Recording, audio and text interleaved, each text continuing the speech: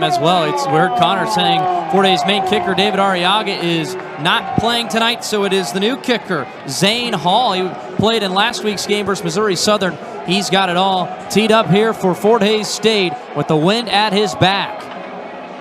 Back to return for Central Oklahoma. It looks like it is Hagen Hacker, and it will be returned by Hacker up the far sideline. Good running room to the 30. Actually, that was Jackson Laminack on the return, and pretty good field position for the Broncos. Yeah, and that's going to be crucial this entire game, is setting up your offense in a nice spot to really put together a good drive. Both of these teams, we know, like to pound the football, and so this will be a great position for them to start playing that methodical offense and really try to open up the playbook. Here's Jet Huff at quarterback. As you see the numbers, last week, a great one, 32 of 48, almost 400 yards passing with the 4 touchdowns against Central Missouri. Play action, throw here to the near side. It is hauled in. Ashton Schumann, one of the main targets for Central Oklahoma, right near a first down. He's just about a yard short, gain of 9. Well, certainly an interesting play call there from UCO. Fort Hays State really didn't see the pass coming on first down. First play of the drive, airing it out a little bit on that out route, and a nice play there from UCO. So bring up second down and short, quickly to the line, and a first down pickup on the run by William Mason, one of those premier backs for Central Oklahoma. Especially on second and short, you're able to really pick up that short yardage there on that one. Huff wanted to throw. Now he's going to scramble, getting chased down. Breaks a tackle, and now flags come out late. Could be a face mask penalty. That was right around the helmet. And Jet Huff on the quarterback keeper picks up 6. We'll see what the penalty is. Second down and 4. Well, Huff will be one to continue to keep eyes on for UCO. He's a dual-threat quarterback. We mentioned he had that arm soreness that he was dealing with last week. He was did not play for UCO, but he really likes to run the football. You saw right there his size, not necessarily to his advantage, but his short frame allows him to really get low and kind of slither through the defensive line. Listen, you're already seeing the high-tempo offense. They called a face mask. Couldn't really tell on that angle. I believe on Gavin Myers, one of the linebackers, but a very quick, high-tempo offense for Central Oklahoma that Fort Hays did not handle well a year ago. Little RPO play to the far side. It's hauled in by Hagen Hacker. He's hit immediately. Not much of a gain. Well, a nice read there from the Fort Hays State defense. That was Gavin Myers you saw out there in the flat making the tackle. It almost looked like he got held there on that play, the very end of that one. He was able to drive him out of bounds, luckily, but the hold didn't really come into effect. But well played there from Myers to read that ball well. Second down and 10 for Central Oklahoma. Talk about Huff returning from injury last week. And boy, did they miss him. Fakes a pitch, now goes the other way, outside, and then brought down. He's taken down by Darrell Jones, a Kansas State transfer at cornerback. Gain of 1, maybe 2 to the 28. Well, a nice little RPO there from UCO. Kept the Fort Hays State defense on their toes. Well read, though, from Darrell Jones, really minimizing the amount of yards the Broncos picked up there on that one. Third down and 8. 39% on third downs coming into tonight. 3 receivers at the bottom of your screen on the right side for Huff. Quick drop back. Pressure coming. Gets outside. Trying to look for the first down. He is close. Gavin Myers in a foot race. Pushed him out. Looks like 3 yards short at the 23-yard line. He gets 5, and now decision time for Adam Dorrell. Well, despite Gavin Myers coming in at 230 pounds, stands at 6'3", he is quick. And you saw right there, getting to the outside, making the tackle, and saving the Tigers from giving up a first down there on that play. 4th down and 3 from the 23. Central Oklahoma has not converted a 4th down conversion this season. They're 0 for 7. Watch for the hard count here. Huff.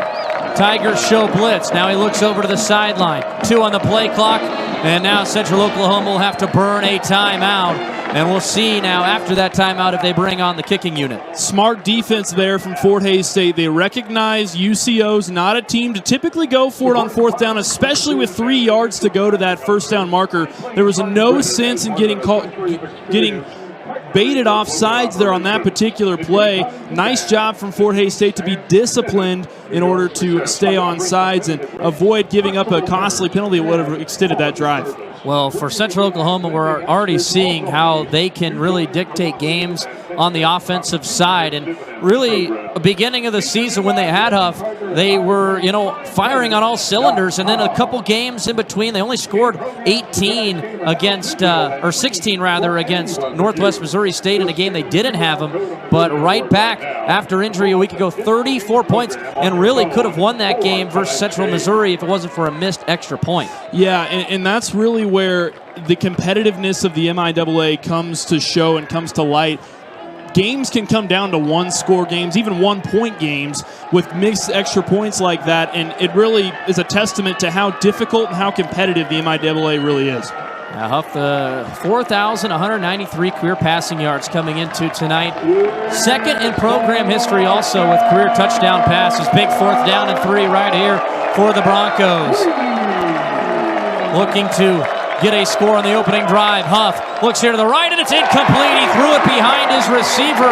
He had a man in Ashton Schumann, who was first-team All-MIAA last year. He went to his favorite target, but they cannot connect. Fort Hays State takes over. Excellent job from Fort Hays State to not get discouraged. They gave up a couple big plays at the beginning of that drive, but stood tall on defense there. That play right there, a testament to the grit that this Fort Hays State defense has. They were right there. 3 yards to the first down marker, especially for a team that doesn't go for it much on 4th down. Fort Hays State really did a nice job there at reading that one. You saw Caleb Heavner on your screen, 220 total yards per game, with the running and passing his ability, and 9 total touchdowns. In the gun, Clark gets the give, goes outside, not a whole lot there, and he's brought down by a few Broncos. Looked like the first one there is Connor Johnson, the linebacker, a Harding transfer from Tulsa, Oklahoma, was also an All-MIAA member a year ago, honorable mention. Pickup of 2, 2nd down and 8 to the 25-yard line. Fort Hays State's first offensive possession. Heavner rolls out to the left. Firing downfield, he's got a man open, and it's Tariq Logan sliding down right around midfield. He's got a first down. Beautiful route, beautiful execution from Heavner. He recognized the pressure, he rolled out of the pocket immediately, found him downfield, and excellent composure there from Caleb Heavner to find his man. Goes for 23 yards to the 48-yard line. Tigers right around midfield. Clark the back. Heavner looks right, long throw, it's Logan again, and then he lost it last second, incomplete. Willie Rice was the one to break it up. The Broncos thought they might have had a fumble recovery. As you see, it was a long return, or would have been an easy touchdown. Dalton Hurd was running back.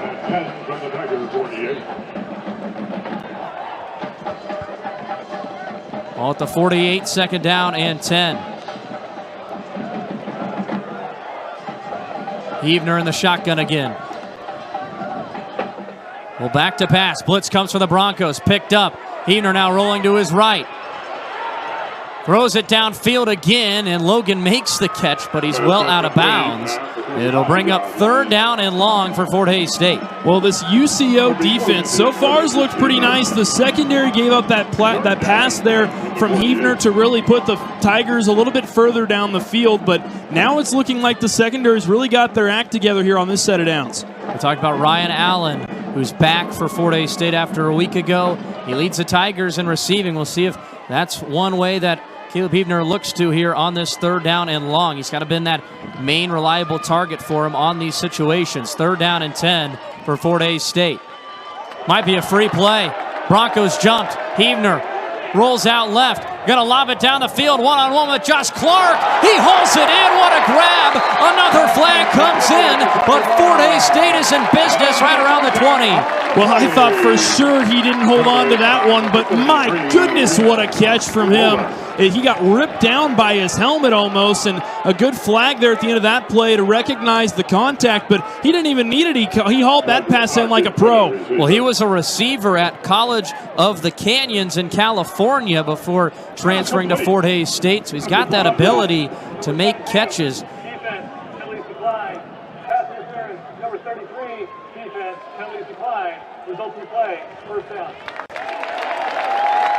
So let's take a look here. You see the play, one-on-one coverage from Joshua Clark. That was working on the linebacker Reese Roller. And Fort Hays got the matchup they wanted. They're now right outside the red zone at the 23, exactly where UCO stalled on their drive. Here's Curtis Douglas, a Kent State transfer, right up the middle. Looks like he's got the first down or right around it at the 14. He'll be a yard short. This will be something to keep an eye on. Curtis Douglas now into the ball game for the Tigers. We just saw Joshua Clark kind of limp off the field there. He's now laying on the trainer's table, so he'll be checked out by the athletic training staff here at Fort Hays State. It'll be interesting to see if he comes back into the game. It looks like he was able to help himself off the field by himself. Douglas will take over in his spot. Heavner, they give it right back to Douglas. Patient running, he's got a first down. Taken down by Zach Stillwell. Right at the 10-yard line, gets 3 or 4, and moves the sticks for Fort Hays. So far, Fort Hays State moving the ball with confidence. Very little signs of stopping so far. Very efficient ball movement from the Tigers. They've been able to establish the ground game really well so far. Opening drives have been Fort Hays' kind of kryptonite at times. They had only one coming into last week, a field goal at Pittsburgh State, but they did score on the opening possession for 6 against Missouri Southern. Handoff Douglas, bounces it right, cuts it back middle, and there's nothing there. Well played by the Bronco defense. Maybe a gain of 1 to the 10. Especially on these first and goal possessions, you've got to look to try to pick up 2 or 3 yards on that first play just so that you can set up your offense for the rest of those downs that you have in that red zone territory, especially on those goal downs. Second down and goal to go from the 10-yard line. Heavner in the gun. Looks left. One-on-one ball for Hilleman. He makes the catch. He was out of bounds, though. Well covered by the Broncos, trying to catch a number on it. It was Daniel Ekwesi making the coverage on Hilleman. Well, regardless of whether that was a touchdown or not, that was a heck of a catch there from Ethan Hilleman. Hauled it in with one hand there and kind of jumping away from his man. What a catch there from Hilleman. Such an athletic player. So 3rd down and 10. Fort Hays just converted one of these a moment ago. Heavner to throw it. Looking through his progressions. Will have to scramble again. Has some blocking. Makes a cut at the pylon. He is stuffed just short. He was hit hard at the 1-yard line. And now it's a decision time for head coach Chris Brown and Fort Hays State as they're so close to the end zone. Well, making the block for him there on the outside was Curtis Douglas, laying down a big boy block as a running back. What a block from him. That allowed Caleb Heavner to get as much field as he did on that play. Making the touchdown-saving stop was Jack Puckett, who was a first-team All-American a year ago from Bixby, Oklahoma. Fort Hays is going for it. 4th down and goal from the 1. Big play here early in the game. Heavner is going to go under center with Douglas the back. Send Logan in motion. They give it to Tariq Logan. Race to the pylon, and he is short. He is stuffed. Daniel Ekwesi does it again. And the Central Oklahoma Broncos come away with a stop. Well, they ran the jet sweep. They sent him in motion 2 or 3 different times. An excellent job from the Broncos to recognize the motion and move with it. They were able to move with those guys that were sent in motion. Tigers are trying to do a little bit of trickery there on that play to kind of keep the Broncos guessing, but they didn't bite on it once. An excellent job to stuff them at the goal line.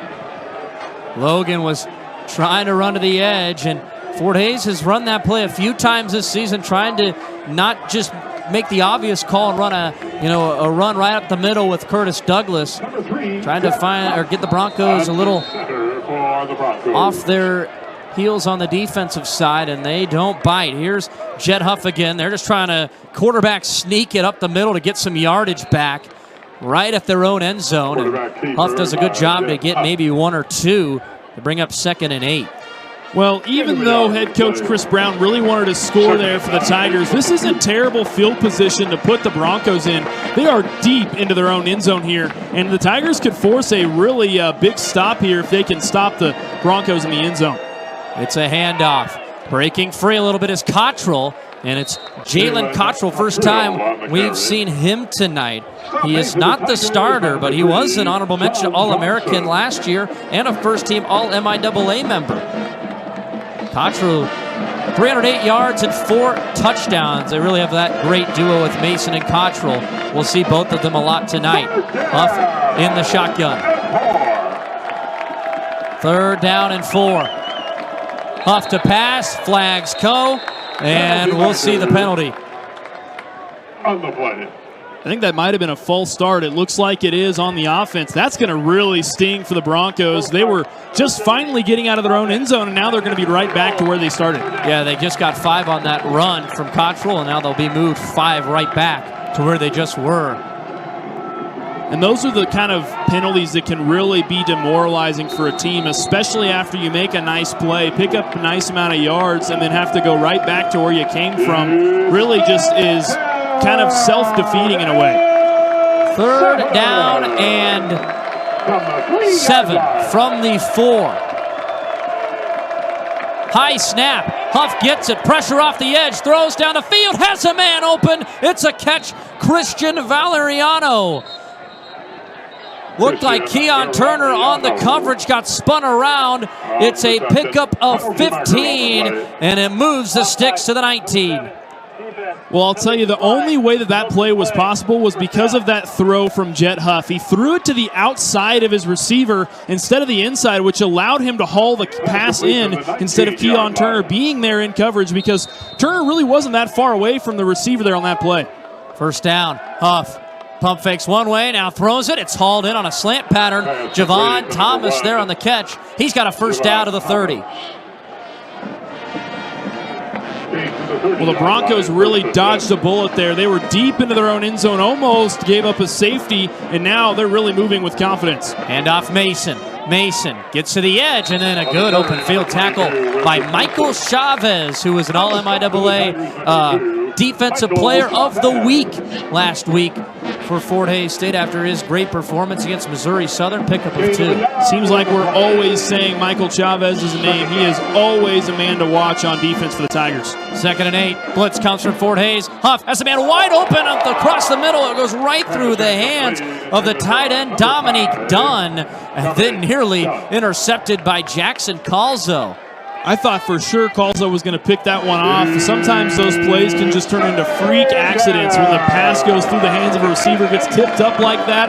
Sometimes the quarterbacks love when that happens because it really allows them a lot of time to try to track down the football. Huff on 3rd down and 8. Big 3rd down for Central Oklahoma at the 30-yard line. They just converted a 3rd and 7 a moment ago. Huff sets up the screen. Caught by Schumann. Has some blocking. He's short of the 1st down. Brought down by Gavin Hazelhorst, the defensive end. Short of that first by about 3 yards. And now the punting unit coming on for the Broncos. Well, based on what I'm seeing so far, I would imagine this one's going to be a rock fight. It's going to come down to the final possession between both of these squads. I mean, defensively, it has been an absolute battle in the trenches. Kind of a tale of 2 teams, too, as Fort Hays State does not necessarily go quick, whereas UC Central Oklahoma, really high-paced offense. Very good punt. Back to return it is Hilleman. Makes the catch. A very scary catch right at the 26-yard line. And we'll take a break. No score here in Hays on the MIAA Network at 30 at the spot. Television tied 3-3. Well, we talked about that at break. It was really a turning point for the Tigers last season. Hand off Curtis Douglas. He just continues to patiently run and try and find the hole. That's a pretty solid run from the Kent State transfer. Gets about 7 or 6 yards to the 32, we'll call it. A little bit more about that turning point for Fort Hays State. I mean, it really was a difference maker in their season. And as a team, really, they grew a lot from that game. Caleb Heavner was really kind of getting his first looks as a quarterback against UCO last year in that game. Heater to pass, quick hitter, it's caught by Ryan Allen, he's got the first down, across the 40-yard line, dragged down by number 27, Dalton Hurd on the stop. Pickup of 8 to the 40. 40-yard line, where is another Tiger. Fort Hays State on the move here in this first quarter, but have had nothing to show for it. Evener claps his hands. 3-step drop back. Taking a shot down the field. One-on-one for Jabari Lewis. Incomplete. Willie Rice there on the coverage for UCO. Overthrew that one by just maybe a step. Jabari Lewis was right on track with that ball. Ran a nice route, was in double coverage. Burnt both of his defenders there on that play. Lewis is that deep threat that Fort Hays State always likes to try to go to at surprise times. Right there could have been a very impactful play for the Tigers had he hauled that one in. Lewis 15 catches for 115 yards this season. Sends Ethan Hilleman in motion. Handoff, Douglas going outside, and a good open field tackle, Central Oklahoma. Daniel Ekwesi, we've already called his name plenty of times in this first quarter. He's made some big plays, and a pretty good tackle right there on the Kent State transfer of Douglas. Well, Douglas was on the rush. I'm still not seeing any signs of Joshua Clark suiting back up here in this half. He has his helmet off, and he's sitting on that trainer's table, still sitting next to the Fort Hays State athletics staff. So that'll be something to keep an eye on as we go forward in this one. 3rd down and 8 for Fort Hays. 2 receivers left. Cormany, the tight end. Eager to pass. 3-man rush. Pressure off the edge. Nearly taken down for a moment, and now he's sacked. Jack Puckett gets him. It was number 94, Cameron Doan, off the edge that disrupted it, and then Puckett finishes it off. Well, Heavner's got to be quicker in the pocket there on that particular play. He was really ripped down in his own pocket, and he seemed like he was really comfortable and almost got a little bit too comfortable there, especially with as fast-paced as this UCO defense has been. I'm a little bit surprised in the reaction time there from Heavner on that play. 4th down and 17 now for Fort Hays State. Logan Russell back to punt. Punt is away. High spiraling punt. Back to return it is Laminack. Laminack reverses field. Can he get to the edge? He cannot. He is tracked down by Reed Adelhart for Fort Hays State. Actually, no, Shadron Blanca. And we will take a break here. 0-0. No score in the first quarter here on the MIAA Network 30. Big sack before break here from Central Oklahoma to force the Fort Hays State punt. And the Broncos taking over now at their own 19 for their 3rd offensive possession in this quarter. I mean, it has been a defensive battle on all sides. Fort Hays State's been putting down some hits. UCO's been putting down some hits. And it'll be interesting to see who's going to break the ice open first. Handoff. It is Cottrell getting the carry, and he's met by John Johnson, who anchors this defensive unit. 59 total tackles for Fort Hays State, also leading the team in tackles for loss. Well, John Johnson has put up a career year so far, and he's really just been the anchor, like you said, for this defensive line. 2nd down.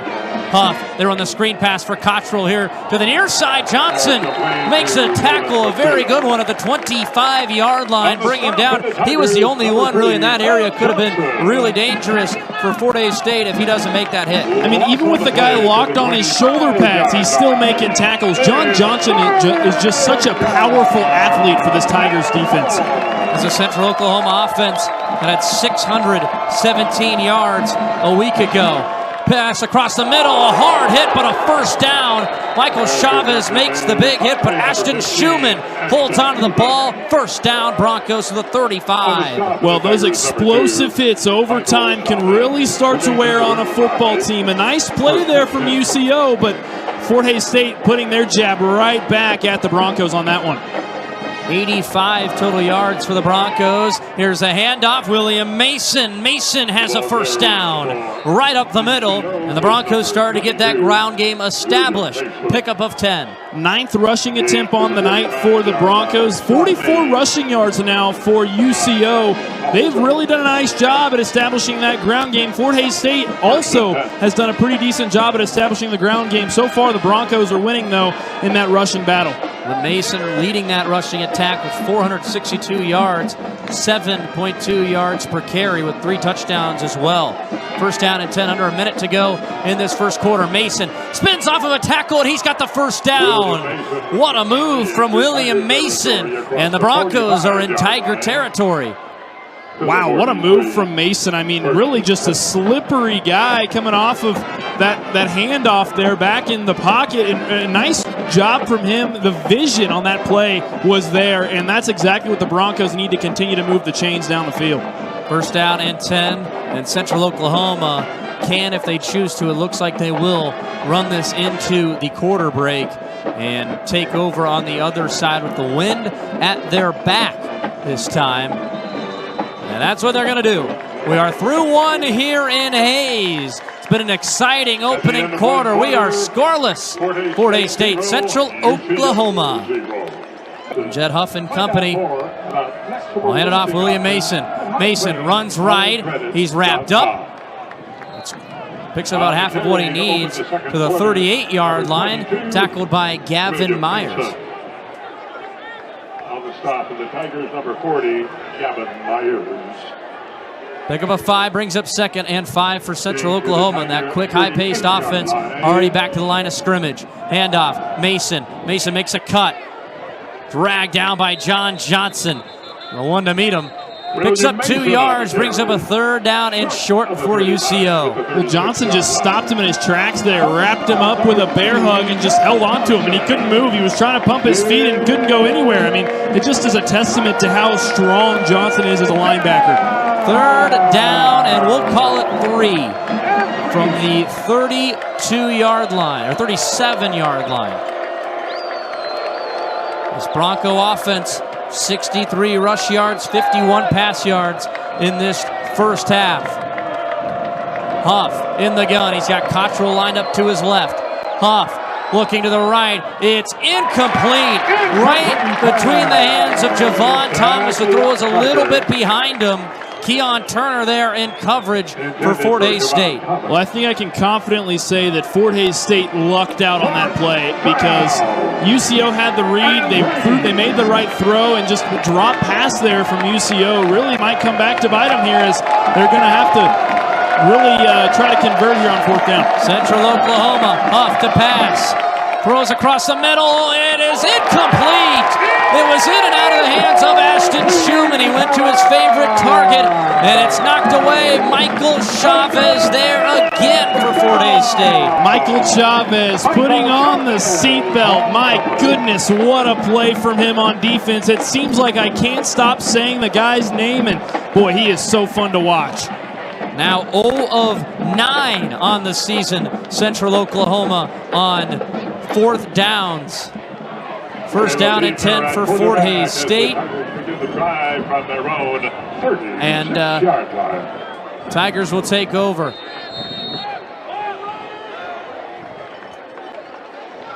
Evener in the gun. New running back Donovan Hunt in the game, a North Dakota transfer. And they give it to him right up the middle, and then he's tracked down, tackled right at the ankles. Really only a gain of 1 of the 37. Still no signs of movement from Joshua Clark. We saw him kind of getting his calf worked out over there on the athletic trainer's table, and still no signs of movement from him. He's just been sitting there. So I think it's pretty safe to say we may not see him for the rest of this one. Yeah, that would be a troubling loss for Fort Hays State. Remember, they have already lost Travis Dixon for the season, who was the starter for a couple of weeks there at the beginning. Play action. Cormany in the flat. He's got a catch, has a block, has the first down, still going, and he's tracked down by Dalton Hurd of Central Oklahoma to the 48-yard line, pickup of 13. Well, as big of a guy as Cormany is, he stands at 6'3", 240 pounds. He still has some wheels on him there. You see him catch the pass out in the flat and then make something kind of out of nothing there on that play, really pumping his legs to be in there to pick up the first down. 1st and 10 for Fort Hays State. It is their 5th first down of this first half. UCO with 7, but both teams with no points. 4-man rush, throws to the left, slipping was Tariq Logan. He goes down and he makes the catch. They're going to call it a catch, gain of 10 into Bronco territory. He basically had to put his arms on the turf to haul in that pass. I mean, what a catch there from Logan to keep the football off the turf and haul in that pass. Nice catch there from Logan, good execution. He was working on the quarterback, Willie Rice. Both their cornerbacks, Ekwesi and Rice, are Cisco College transfers. First down and 10. Play action. Heavner, one-on-one ball for Logan down the sideline, incomplete, overshoots him. Rice there on the coverage again. Well, I'll tell you, Logan has been really fun to watch this season. It seems like whenever the offense starts to get a little stagnant or slow, usually Logan is the go-to guy, whether it's a jet sweep or an out route, just like you saw there. It seems like he's always involved in almost every single play for this Tigers offense. Second down and 10 for Fort Hays State. Teams, as I mentioned, have really moved the ball well, but a scoreless ball game. Ryan Allen comes in motion. Heavner back to pass, four-man rush, pressure coming, gets away from it initially. Now he's going to scramble, and he's going to slide down and pick up about half of what he needed. They're going to say he started his slide at the 37, and Caleb Heavner on the rushing side of things has really been picking it up the last two games and has kind of managed alone rushing 137 rush yards and 2 rushing touchdowns. Very fancy footwork there from him, and shows what kind of dual threat quarterback that he is, making really a broken play become a positive gain for this Tigers offense. He leads the Tigers offense in yards per game. Heavner to pass, four-man rush. Pressure coming again. Can he get away? He cannot. Second time that Jack Puckett has come in to finish things off on third down. A delayed blitz by the Broncos, and they come away with their second sack. Puckett, the first-team All-American and first-team All-MIAA selection. He is a force to be reckoned with on this Broncos team, and showing here tonight why he is the elite defender that he is for this Broncos squad. I mean, man, he has just been so energetic for this team. It'll be fourth down and 14 now. Russell to punt. Back to return Jackson Laminack. Punt is off the side of the foot. The Broncos brought pressure, but flags come out. And this is going to be determined, is it roughing or running? If it's roughing, then Fort Hays has a first down. If it's running, then it'll just be fourth down and 9. Fort Hays will re-punt, as the officials discuss. It was a late flag well after Russell had punted it. Well, it's interesting because I thought that it didn't come off the side of his foot there on that play. It almost looked like a Bronco tipped the football, and that's why it made that trajectory that it did and kind of looked out of spiral, so to speak. And so now the officials are going to have a lot to converse about here as to whether or not they ran into that plant foot or whether or not he was really roughing him there in that particular play. It'll be an interesting decision as to see what the verdict will be, so to speak, from the officiating crew. Head coach Adam Dorrell trying to plead his case. Fourth year for Central Oklahoma. Remember, he was the longtime coach in Northwest Missouri State and had so much success there in Maryville. 11 years with the Bearcats. It's still a discussion. And that's definitely got to be the question mark. Also, is it running or roughing? Because that's also big. If it's roughing, first down, Fort Hays. Running, it's still fourth down. It's just a 5-yard penalty, and Fort Hays would have to punt it again.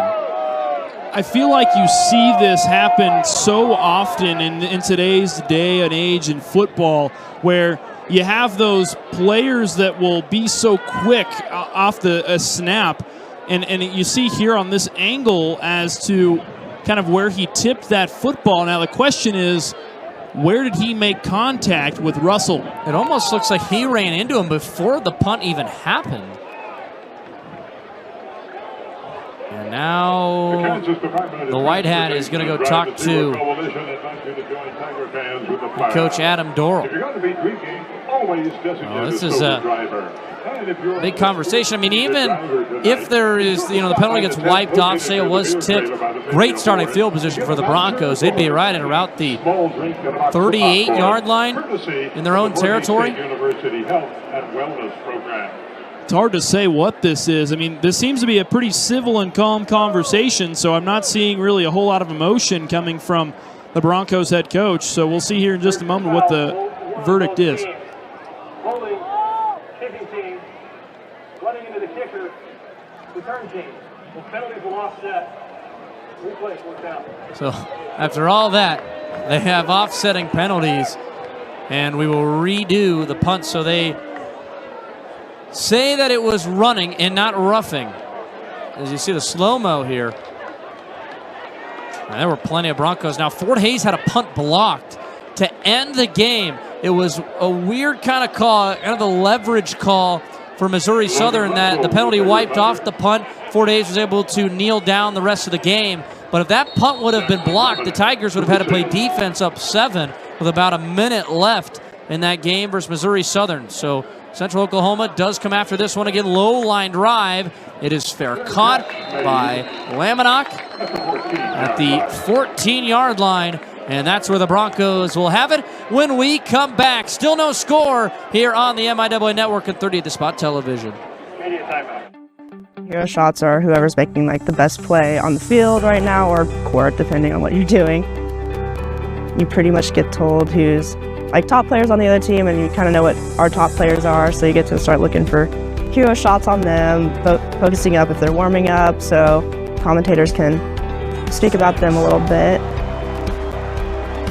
Once it's kind of game time, we just go from there and listen to whatever the director wants us to do.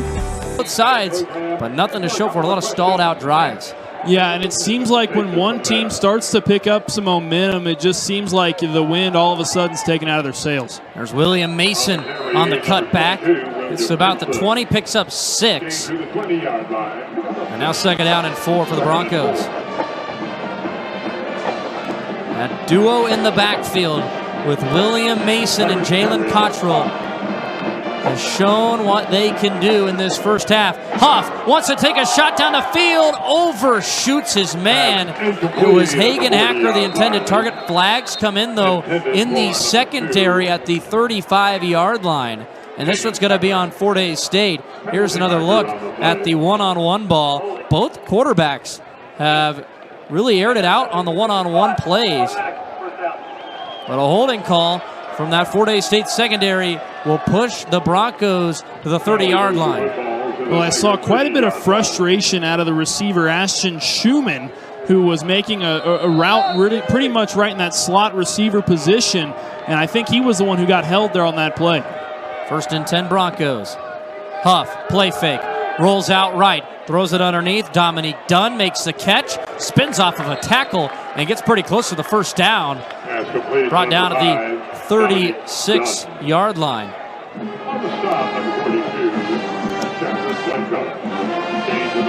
Chadron Blanca makes the tackle. 2nd down and 4. Handoff, Mason. Patient running, and he breaks free into the second level. Jackson Calzo brings him down. It is a gain on the play of 27 yards. We've seen very few big impact plays like that. A breakaway run for the Broncos really put some wind in their sails. We'll see if they can keep the momentum rolling as they are now in Tigers territory. Brought down to the 37-yard line. Broncos quick to the ball. Huff, play action. Huff will look downfield for Schumann. He beats Calzo. Touchdown, Central Oklahoma. The Broncos get the first score of the night.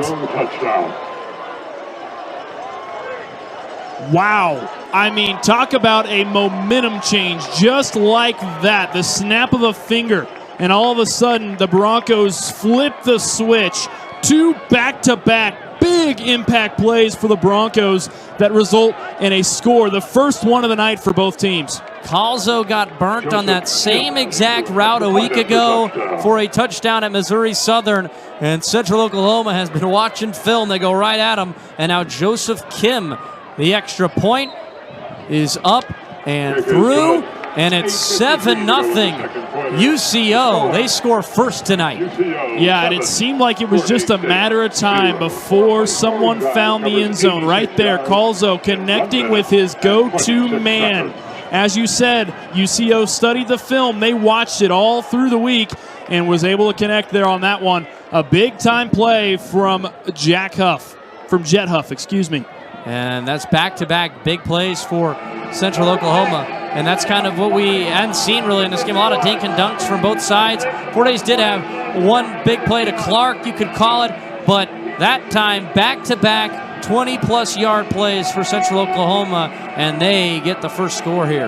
Yeah, and you've got to think for Fort Hays State, they need an answer here. Even if it's just a field goal, it still gets some points on the board, breaks the ice for them in terms of scoring. Obviously, without your starting kicker, it's going to vary on how far you can kick the football, but we'll kind of see here what the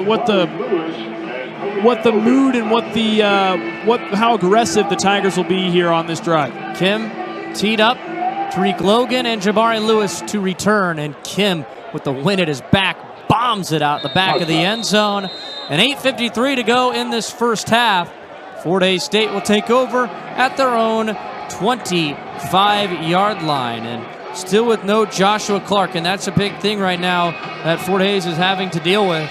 Your starting running back, it really looks like he's not coming back in this ball game, and you got two guys, Donovan Hunt and Curtis Douglas, that are newcomers having to take the carries. Yeah, and that's something that Fort Hays State is just going to have to live with for the rest of this one. If that means they're going to have to air out the football a little bit more, they might have to take some risks and look downfield and rely on Heavner's arm for the rest of this one. First down, Fort Hays State.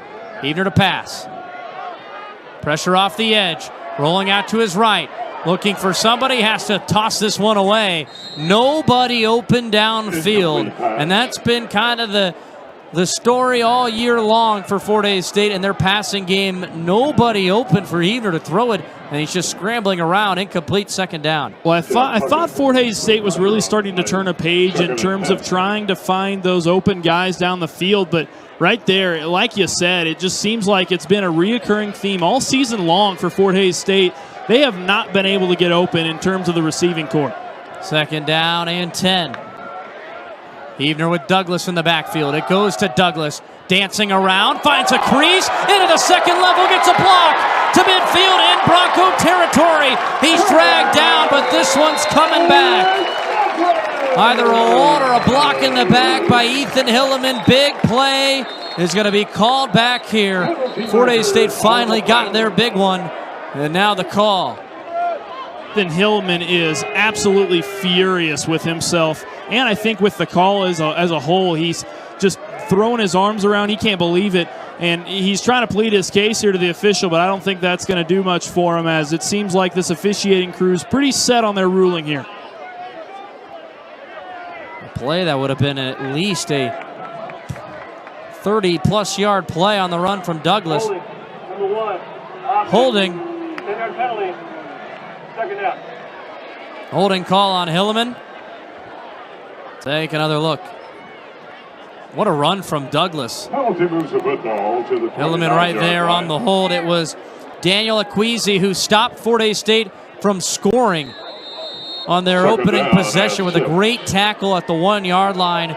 Was the one that couldn't get to the edge on the Hilleman hold. It's still a gain of 4, kind of. It was second down and 10. It's now second down and 6 because of the hold where it happened.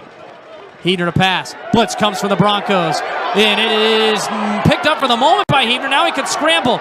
Getting chased by Puckett towards the sideline. What a run from Caleb Heavner. It looked like at the moment there was no chance he was getting away. But Caleb Heavner, as he's done all year with his legs, picks up the first of the 35. Well, the big difference maker on that run for Caleb Heavner wasn't just his legs, but his eyes. He kept his eyes up and showed that threat of potentially throwing the football down to Donovan Hunt, who was open right in front of him, which allowed the secondary to not commit and tackle Heavner there in bounds. First down and 10. Fort Hays with their 7th first down of this half. Handoff Hunt. Hunt goes left. Tries to get to the edge, and nothing there. Well played by Central Oklahoma. I believe it was Braden Waters, the free safety, Northwestern Oklahoma State transfer, to make the tackle. Braden Waters on the stop. Gain of 1 to the 36. At the 36. Fort Hays State with one more rushing attempt on the night than UCO. And get this, 40 rushing yards for Fort Hays State, 96 for the Broncos. Some trickery. Heavner sets up the screen pass for Curtis Douglas. Has some blocking down the field. A spin move. He's short of the first down. But it brings up third down and manageable from the 42, pickup of 6. Well, that's some pre-snap motion I've never seen the Tigers run all season long. He found his man out in the flat and Curtis Douglas, where he was able to dump the ball down to. But I've never seen them run a play like that this season. That's an interesting setup there, and it seemed like it worked for him. We'll see if they go back to that one. 3rd down and 3. Big 3rd down here in this ball game. Fort Hays State so far 1 for 4 on 3rd downs. With 39% on the year, Huebner, it's a draw play. Runs right, makes a couple guys miss, takes a shot, but he's got the 1st down. Pickup of 4, he needed 3 to the 46. No hesitation from Caleb Huebner. Saw what he liked on that draw play, found the gap, took it, and then picked up the 1st down. Excellent job from Caleb Huebner to read the field and see the field there on that play. Well, it was number 3, Abner Dubar, who came just rifling in and lowered the shoulder on Huebner. The hard-hitting safety for Central Oklahoma coming in on that tackle. Here's Huebner now in the gun. Douglas back in the ballgame at running back. 5-man rush, and the throw to the near side. Hilleman incomplete. The coverage by Acquisi. Throw a little bit out of his reach on that sideline. 2nd down. It was a nice try there from him to kind of push off of his man very subtly without getting called for it anyways. He held on to him until the last moment and just didn't give himself enough time to reach out and grab that football. 2nd down and 10 for Fort Hays State. Handoff Curtis Douglas. Stiff arms one man, and then he goes nowhere. Meeting him there in the line was Ezekiel Duncan from Valdosta, Georgia, 6'3" junior. Pickup of 1 yard to the 47. 3rd and long. Well, this 3rd and long is going to be tough for this Fort Hays State offense. Something I have yet to see this game is any screen passes from this Fort Hays State offense. I'd love to see them run a screen pass here or there to maybe mix up the play calling a little bit and let Curtis Douglas be a little bit creative on his own out in the flat. 3rd and 9 from the 47. 3-man Central Oklahoma rush. Huebner has time. Eyeing downfield, throws it late. There's Cale Cormany, has a 1st down, taken down by Waters, but inside the 40-yard line for Fort Hays to the 39. The only reason Caleb Huebner was able to make that pass was because of the pancake block from David Schosberg on the end of that play. You see the injured player there on the field. That's an injured Bronco. That's number 7, Wesley Hudson, the defensive tackle, who goes down. That was the pancake block that David Schosberg made that allowed Huebner to throw that ball downfield. Excellent block there from the Fort Hays State offensive line. It's a pickup of 14 yards. They're going to reset the game clock here to 4:43. Add 8 more seconds. So Tigers will start, or have it now at the Bronco 39, and good to see Wesley Hudson. Hudson out of Dallas, Texas, a redshirt junior, 6'3", 290 pounds, walking off with his own power. Fort Hays offense tonight, Eli, they have 146 total yards, but still that goose egg on the scoreboard. They've moved it well, but have not been able to punch it in for anything or even get a field goal. And remember, they're going into the wind, and the new kicker, Zane Hall, they might have to go for it on a 4th down here if they can't get more yardage to make it manageable. Well, like I said at the start of this drive, you've got to get some sort of points on the scoreboard here before you go into halftime, especially considering there's not a whole lot of time left on the clock. This might be the last time you touch the football this half. 1st down and 10. Keyshawn Dooley in motion. Little play or end around there. He's going to throw it. Dooley looks for Jabari Lewis. Incomplete. And now a flag comes in late. They were wanting Lewis. They're going to get a pass interference. Trickery from Fort Hays State. Usually don't see that out of this Tiger offense. And they're going to get a penalty. And 15 yards tacked on. Well, a little bit of a flea flicker there in the backfield. Hurled one downfield, and I agree with the pass interference on that call. They tripped up Lewis just outside of the end zone, which it didn't allow him to make that catch. He would have had that in his hands if he wouldn't have gotten tripped up on the end of that play. That's the right call. Well, it's one of those plays. It's tough to take another look. Dooley off the pitch. He underthrows this ball, so Lewis has to go back to get it. And really nothing that the safety Dubar could really do in that situation, but he gets called for the penalty. First down, Fort Hays State to the 24-yard line. About a 42-yard field goal from here. Handoff. Douglas met at the line, and he is wrapped up. They did not let go. Once again, Braden Waters in there on the first hit, and then able to finish him off, Chris Fitzpatrick. No gain. Well, you can be upset all you want about giving up a pass interference there on that particular play, but really, it saves your defense from giving up a touchdown there on that play and forces the Tigers to have to run some more plays to try to put some points on the board. 2nd and 10. Ryan Allen and Ethan Hilleman here on the near side. Over on the far, Lewis. Heavner to pass. Still has time. 3-man rush. Nobody open downfield. Caleb Heavner throws it late. Little toss to Cormany down the sideline. Is he in? He is. Touchdown, Cale Cormany.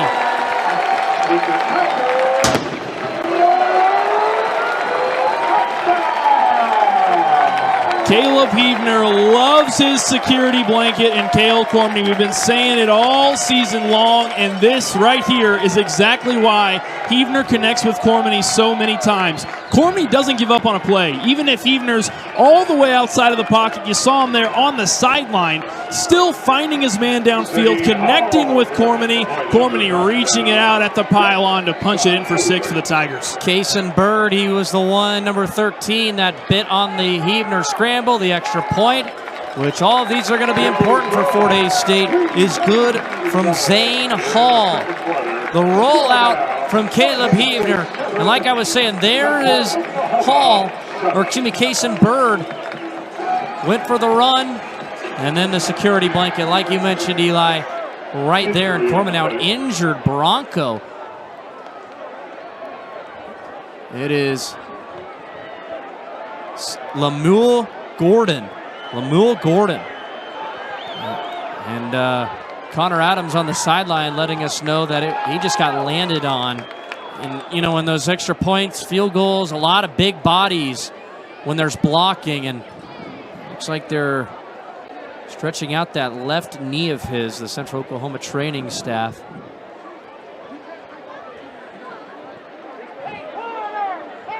But that's a big drive for Fort Hays State, especially with still plenty of time left in this first half with 3:43. But to answer the Broncos score, so let's take another look at that Heavner touchdown pass. Caleb Heavner to Cale Cormany. Cormany had a big touchdown in his hometown, home state rather. He is from Colorado Springs, Colorado. When they played in Pueblo, Colorado in week 2 of the season, he had a long touchdown catch from Caleb Heavner, and he gets one here tonight. Tie game at 7. Well, even despite the troubles of finding open guys downfield, Cale Cormany seems like he's one that almost is always open for this Tigers offense. And right there, it's a prime example of why Caleb Heavner can trust him and dump the ball off to him when he needs it the most, especially when he's in trouble like that, right on the outside of the field with a man right in his face. For first kickoff of the night for Hall, going this way into the wind. It takes a bounce, will be returned by Laminock, and Laminock is inside the 20, taken down by Reed Adelhart. And first down coming up for Central Oklahoma with the wind at their back. That just took a weird kick, kind of like you see in the NFL now, where you have to land it in that landing zone, low line drive. It was just a knuckleball. Came up weird for Central Oklahoma. They're not going to have good field position. Well, you and I were talking before the game about the differences between David Arriaga and Zane Hall on their kicking styles. Right there's a prime example of how Hall is different from Arriaga. His kicks are a lot more like a line drive, so to speak, which is okay on kickoffs, but come time for field goal, it can be a little bit shaky. Handoff, William Mason going to the left. Fort Hays pretty well defended. Picks up 3 yards to the 20-yard line. 2nd and 7. There was a multitude of black uniforms there to bring him down. And how about William Mason? Mason been the feature back here tonight. We didn't know him and Cottrell. They kind of split carries. Mason 9 for 75 in that long 27-yard run. on Central Oklahoma's last possession. Huff to pass. Stepping up in the pocket, now rolling out left. He's going to use his legs and pick up a couple. He had John Johnson bearing down on him. It's the 22. Brings up a 3rd down and medium for the Broncos deep in their own territory. Still a lot of time left in this second quarter, over 3 minutes. If Fort Hays State can force a turnover here, this is not 4-down territory by any means, how deep you are in your own field. If Fort Hays State can force a turnover, that would be huge for them. Even if they can get 3 more points on the scoreboard, having the lead going into halftime would be morally very nice for them. 3rd down and 5. Huff across the middle, incomplete. Looking for Javon Thomas. Keon Turner there on the coverage. Incomplete pass. And once again, Huff just a little bit out in front or behind his receivers in this game. Thomas was open, but he led him a little bit too far. And now the punt unit out there for the Broncos. Just like that, Fort Hays State's defense not taking any time to get off the field. They are wasting no time in putting pressure on the Broncos. The offense is better be ready. They're getting ready to come right back out. Very good punt from Davis Barr. Hilleman will return it. Reverses field. Can he get to the edge? Stiff arms one man. He's got some blocking to the 35 and then tracked down by Central Oklahoma. Ethan Hilleman taking the punts right now. Was Ryan Allen to begin the year. Ethan Hilleman the last 2 weeks with Allen's injury. And Fort Hays will start at their own 37 with 3 timeouts and 2:22 left on the clock. Well, it gets really scary when your kick returner or your punt returner, for that matter, starts to back up, because that is when you can lose a lot of yardage. And you saw Ethan Hilleman right there, backed up from the 30-yard line. This time it was a good decision from Ethan Hilleman. He was able to make the stiff arm kind of self-block, so to speak, and then made his way to the outside edge where he was able to pick up some extra yards. So here comes that Fort Hays State offense, fresh off a touchdown drive. Cormany comes in motion. Caleb Heavner, the quarterback. Handoff Curtis Douglas, right up the middle. Barrels his way forward, across the 40. Picks up 4 to the 41. Well, we're approaching that 2-minute timeout. I don't know if Fort Hays State's going to get another playoff here before the clock stops. They want to. They're trying to hurry. A little late to get the ball down. 2 seconds to tell it, and they do get it off. Heavner, play action, rolls out left, tries to get to the edge, and that was a broken play from the beginning. Pushing him out of bounds, Jack Puckett, and we have hit the 2-minute timeout here in the second quarter. 7-7 tie, Fort Hays State on the move when we come back. I'm the main director for TMN. I'm the one making all the calls behind the scenes, the one pressing all the buttons, calling cameras, talking to broadcasters, running replay, doing all that. I have to make sure everything's going right. I'm the one running the show. My main goal is to tell the story of what's happening, when and where. Like, honestly, I can't tell you what my story's gonna be. It depends on what happens in the game. I go with the flow pretty much. Came to UCO firstly because it was extremely affordable.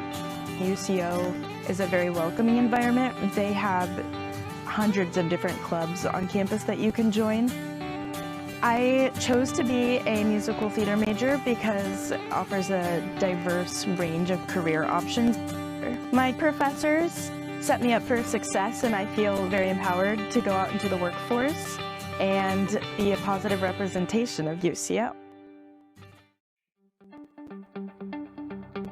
My main role is usually replay. I've done replay for most of the games here at TMN. The majority of replay is to take what happened from live and replay it, so then people who are watching either at the game for the video board or watching on the broadcast can see what happened more in detail and a little slower, so it's easier to see. Pink out night here at Fort Hays State Lewis Field. For October, Breast Cancer Awareness Month. You wear pink. Used to be a common theme in the NFL. They kind of slowly stopped doing that, but Fort Hays celebrating tonight. 3rd down and 7 at the 40-yard line. Heavner in the shotgun. Gonna pass. 5-man rush. has some open running room. He's going to have the first down and more. Slides to the 46-yard line. Flags come in late, though, and this one's going to be coming back.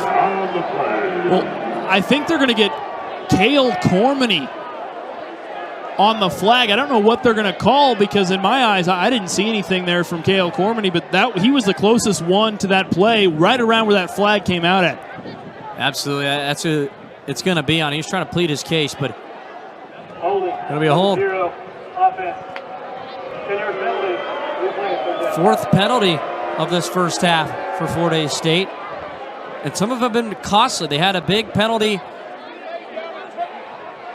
And Cormany bring him down. Held on to, looks like, Bryant Coley of UCO. It was 10 yards down the field, so it just puts the ball right back where it was. And you kind of just replay this 3rd down and 7. Those are such tough calls to make for an official, because especially on a play like that where Cormany wasn't like blatantly holding him, it's really hard to make that call in a situation like that, especially as quickly as that happens. Take it back. They actually added 2 yards, 3rd down and 5 instead. Heavner in the shotgun. Ryan Allen comes in motion.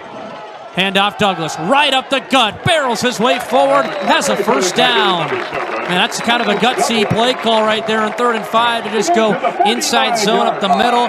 They convert it now. Fort Hays quickly to the line. The explosiveness from Douglas there made all the difference for the Tigers. A nice gain from him. First down and 10. Heavner to pass. 4-man rush. Throws here to the right. Cormany's open. Flags come out again.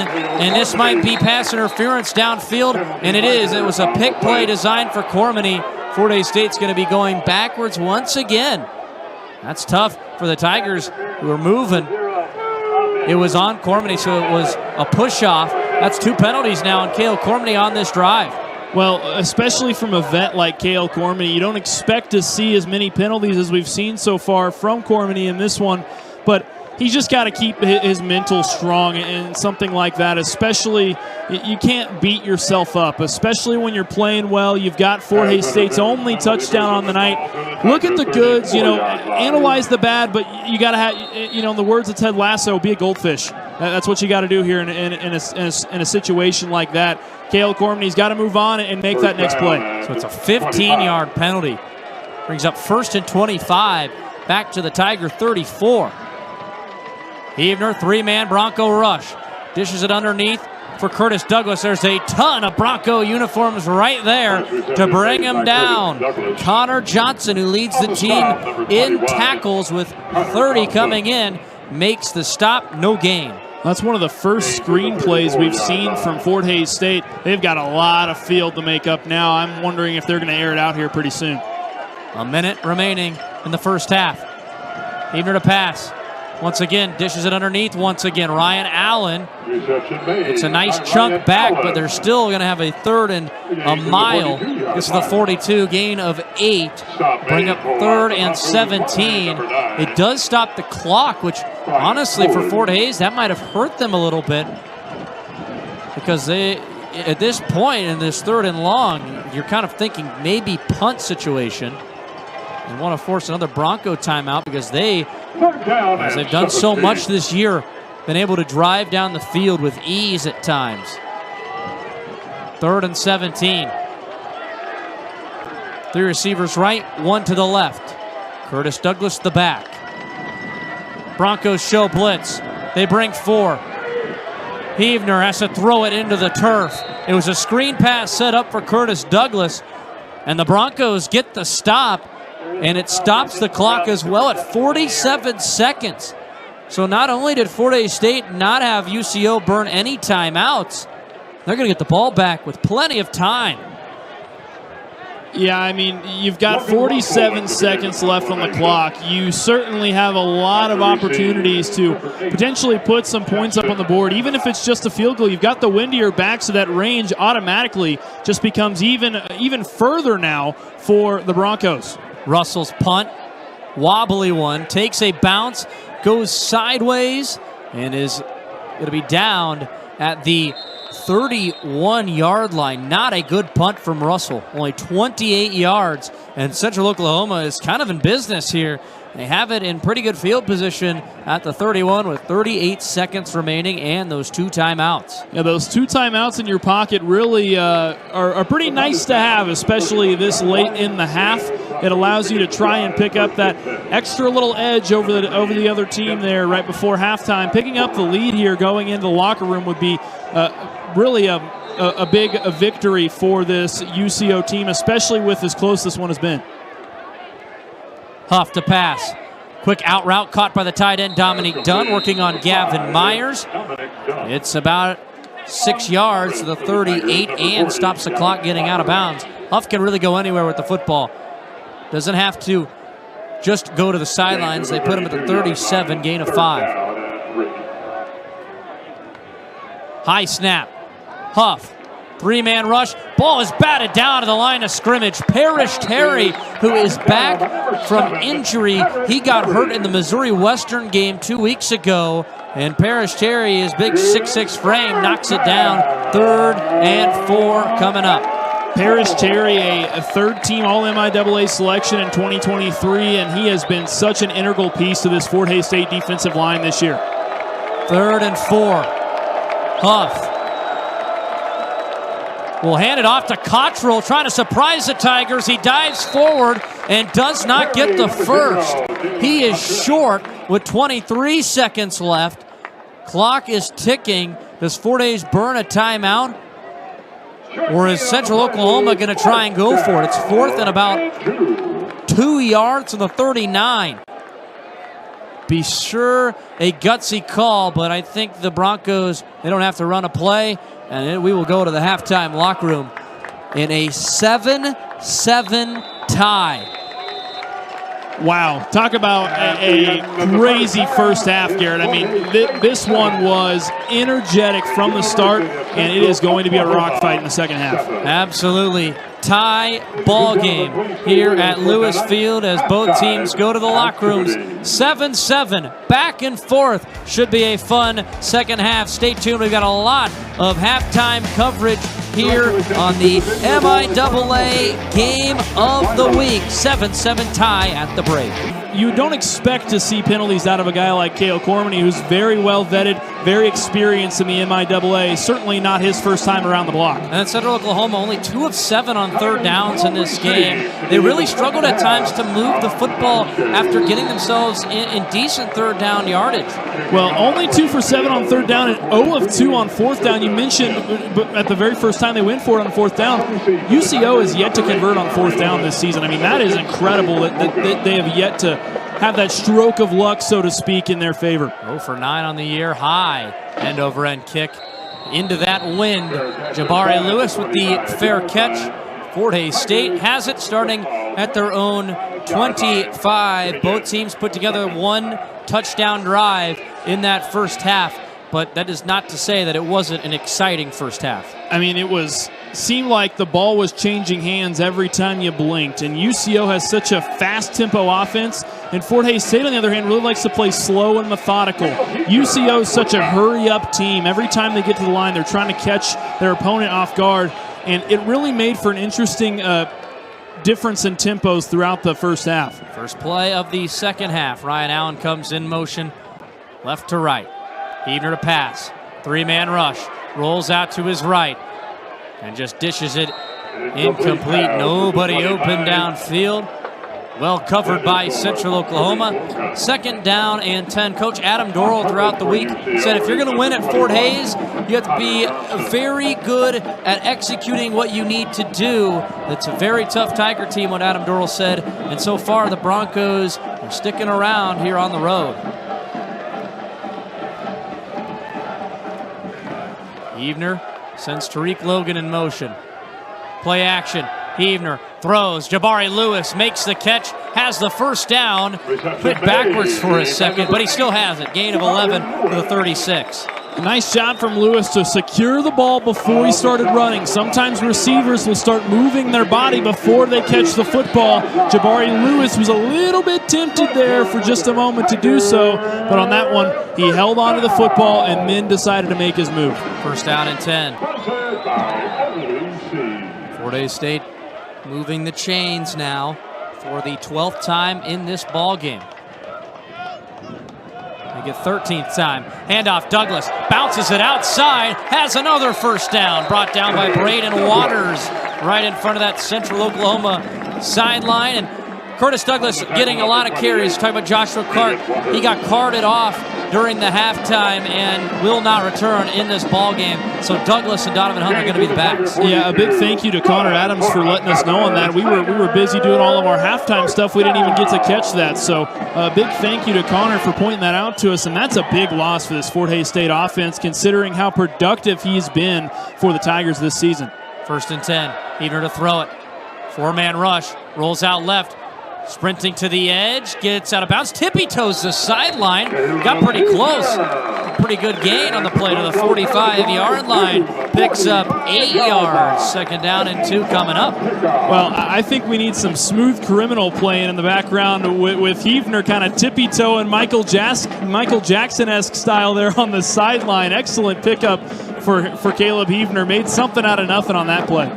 Pretty good drive here to begin this second half. You remember, opening drive of the game for Fort Hays State, they got all the way down to the 1-yard line. It got stuffed on a fourth down try. Second down, and flags come out. False start on Fort Hays State. Movement before. I believe it'll be on the left guard, Josh Shaw. Full start. Offense. Second down. Second down and 2. So Fort Hays State will move back, and Tiger Media Network has a trivia question for everybody. Aside from Caleb Heavner last year, who took over in this game a year ago, when was the last time FHSU had a QB taken over mid-season without injury? We'll get to that here in just a moment. The answer on that one. Heavner, handoff, Curtis Douglas, right up the gut, still going. Curtis Douglas. He's almost crawling, and he's going to be about a yard short on second down. Brings up 3rd and 1 from about the 39, or 44, excuse me. Well, Douglas was just kind of clawing through the defensive line there, trying to pick up every last little yard he could, scrapping away, was able to stay on his feet, using that extra hand to keep himself up. He was kind of doing the Spider-Man there on the ground. 3rd down and 1. Fort Hays was 50% on third downs in the first half, 4 for 8. Bring in Cade Evans, an extra tight end. Lined up over to the left. Douglas now shifts to the left, 5 on the play clock for Heavner.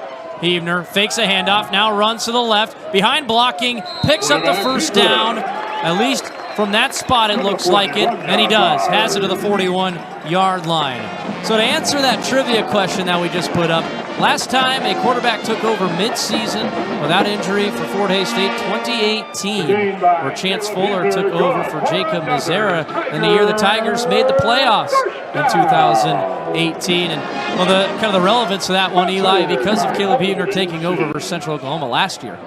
Yeah, and it really is interesting because Heavner really didn't make much of an appearance for the Tigers until, like you said, that UCO game, and here back again trying to get his get back from last season. Heavner has time to throw it, rifles one down the field, and it's just over the head of Cale Cormany there on the coverage for Central Oklahoma, Dalton Hurd. Well, Ethan Hilleman from the opposite sideline was calling for the pass interference call. Cale Cormany kind of tried a little bit of gamesmanship there on that one. You saw he kind of tried to draw the foul on that particular play where he started to fall down at the last second, almost got the call, but wasn't able to come out with it. Second down and 10 from the Bronco 41.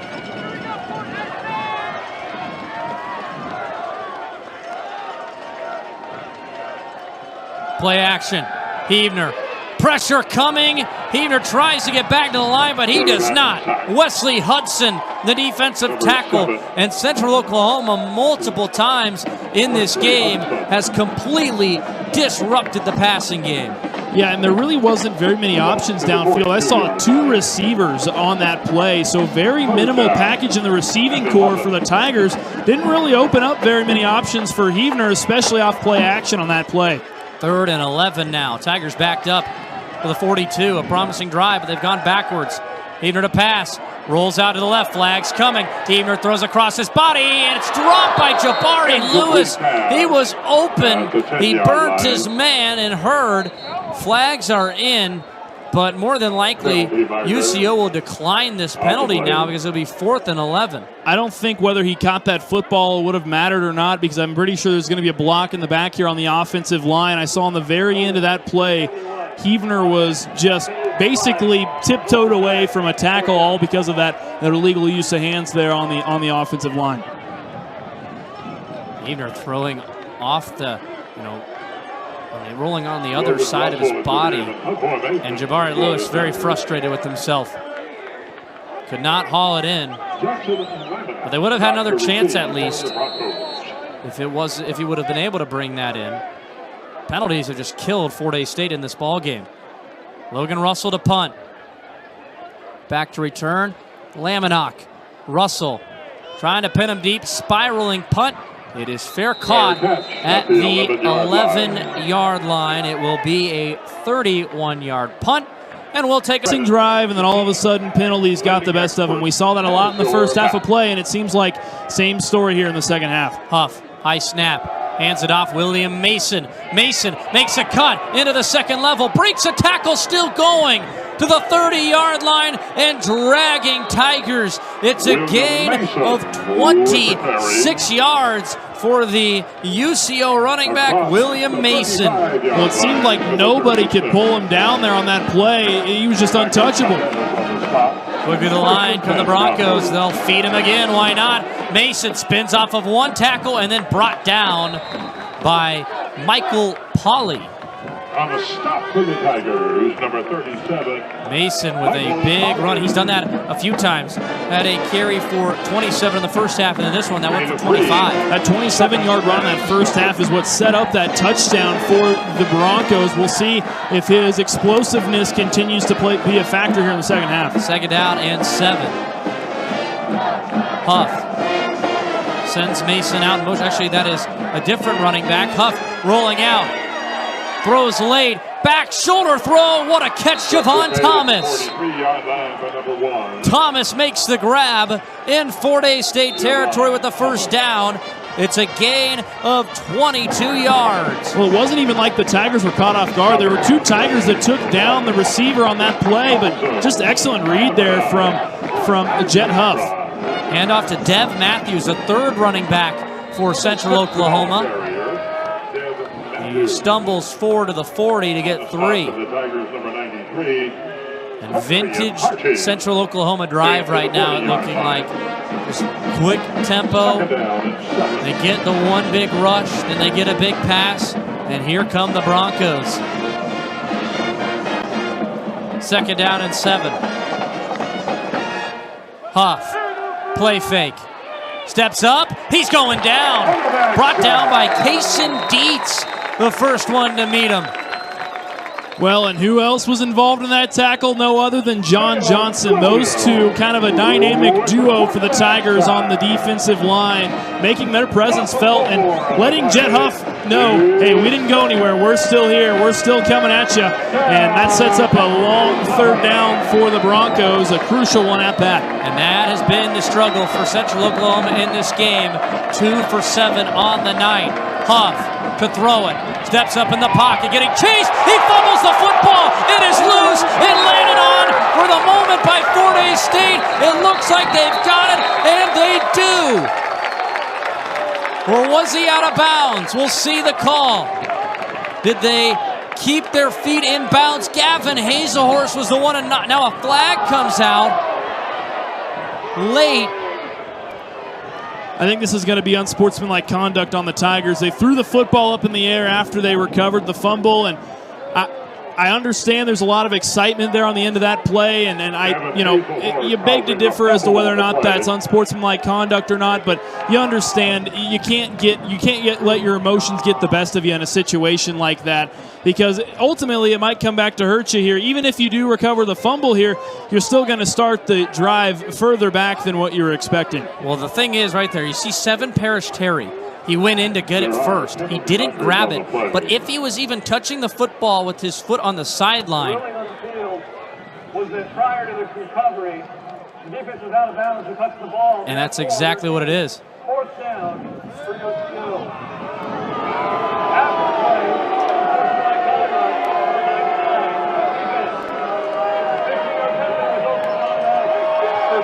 Wow. What a big turn of events. Central Oklahoma.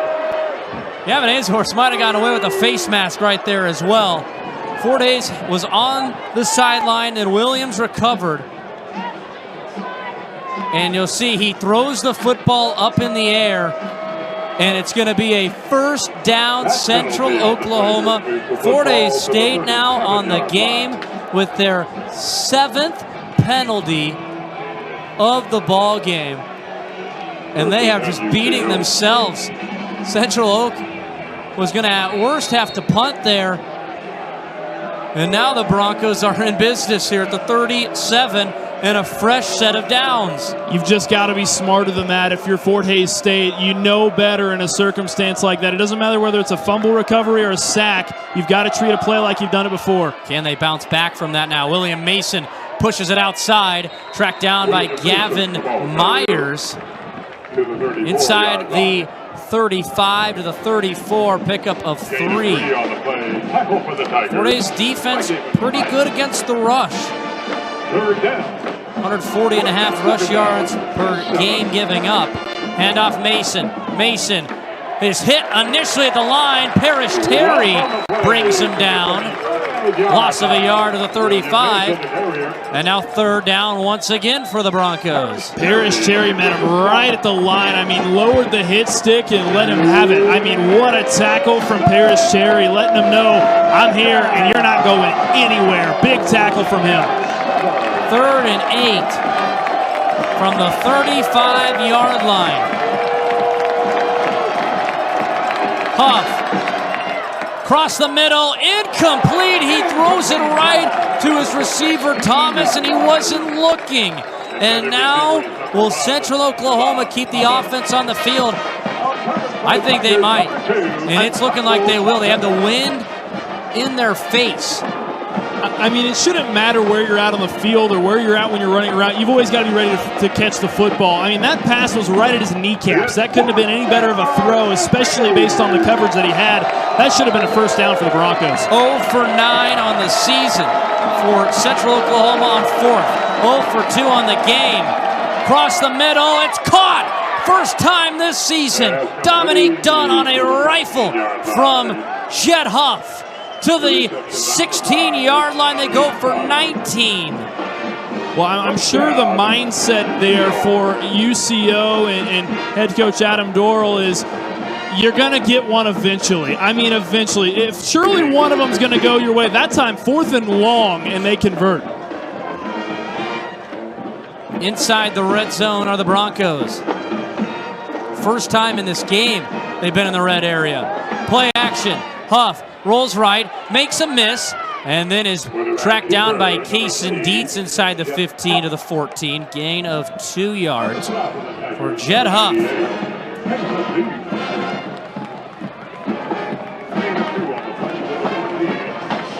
Second down and 8 from the 14.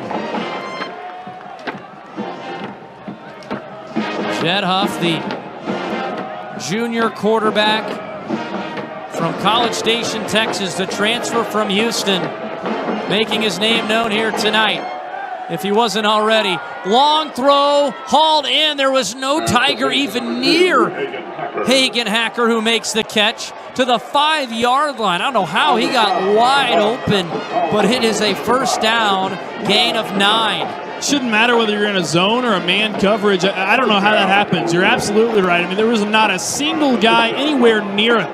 Nowhere near him, not even in the next county. I mean, it was ridiculous how wide open he was. Handoff up the middle, Mason. Mason is hit right at the line of scrimmage. Very little gain on 1st and goal. And once again, the penalty from Fort Hays State, killing what they thought was going to be a turnover or at worst a punt situation. Mason got hit hard by Michael Pauly, also Michael Chavez. Talk about the two Michaels on this defense that have been very good for Fort Hays State. Huff, and now flags come out. Central Oklahoma looks like they jumped. Well, they did, and here's something I've noticed this game that's not normal for Lewis Field Stadium. The band has been playing most of the game, and that's something we've seen when Fort Hays State goes on the road against Pittsburgh State. Pittsburgh State's band will play to throw off the calls and the snaps for Fort Hays State. We've never seen the Fort Hays State band do that, and here tonight, and it may not seem like that big of a deal, but it really is, because it can really throw off your motions, your pre-snap motions, so to speak, for any team, and I think that may be a factor into what happened there on that one. Robert Givens, the left tackle, the one who jumped. Second down and 10. High snap goes over Huff's head. It's a foot race to the football. It's still loose. It's picked up. It is Jalen Williams. Jalen Williams in a foot race. We have a thick six.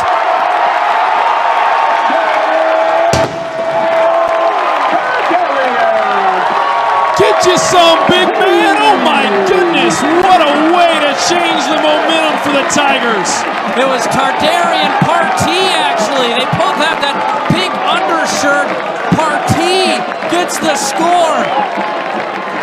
And Fort Hays State has the lead. Unbelievable. Right in the red zone. The snap from Gabe Grazier goes right over Huff's head, and he couldn't land on it. Extra point awaiting for the Tigers. Just when you thought Fort Hays State was all out of luck, I mean, talk about a turn of events. What a play from the Tigers defense. Extra point from Zane Hall. A low liner is through. 14-7. We have a timeout. We'll be back in 60 seconds here on the MIAA Game of the Week. Part of why I chose Zane Hall to kick off.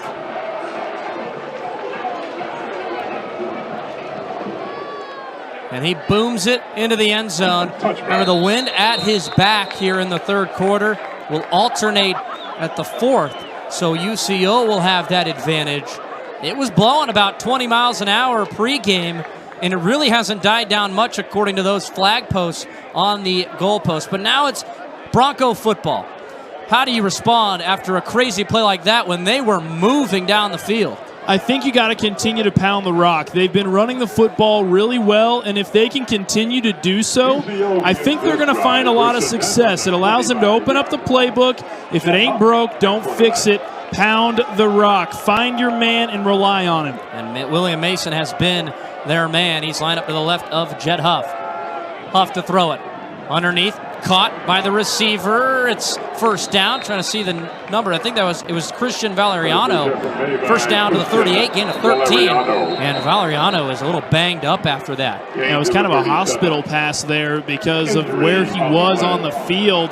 Darrell Jones was able to come in on the end of that play and really put the hit stick on it, and you hate to see that, especially at this point of the season. It's so heartbreaking to see players go down like that. Yeah, Jones and Koa McIntyre, a couple of transfers from Fort Hays State in their first year with the Tigers, delivering the blow to Valeriano, who's been a big factor in this game for Central Oklahoma.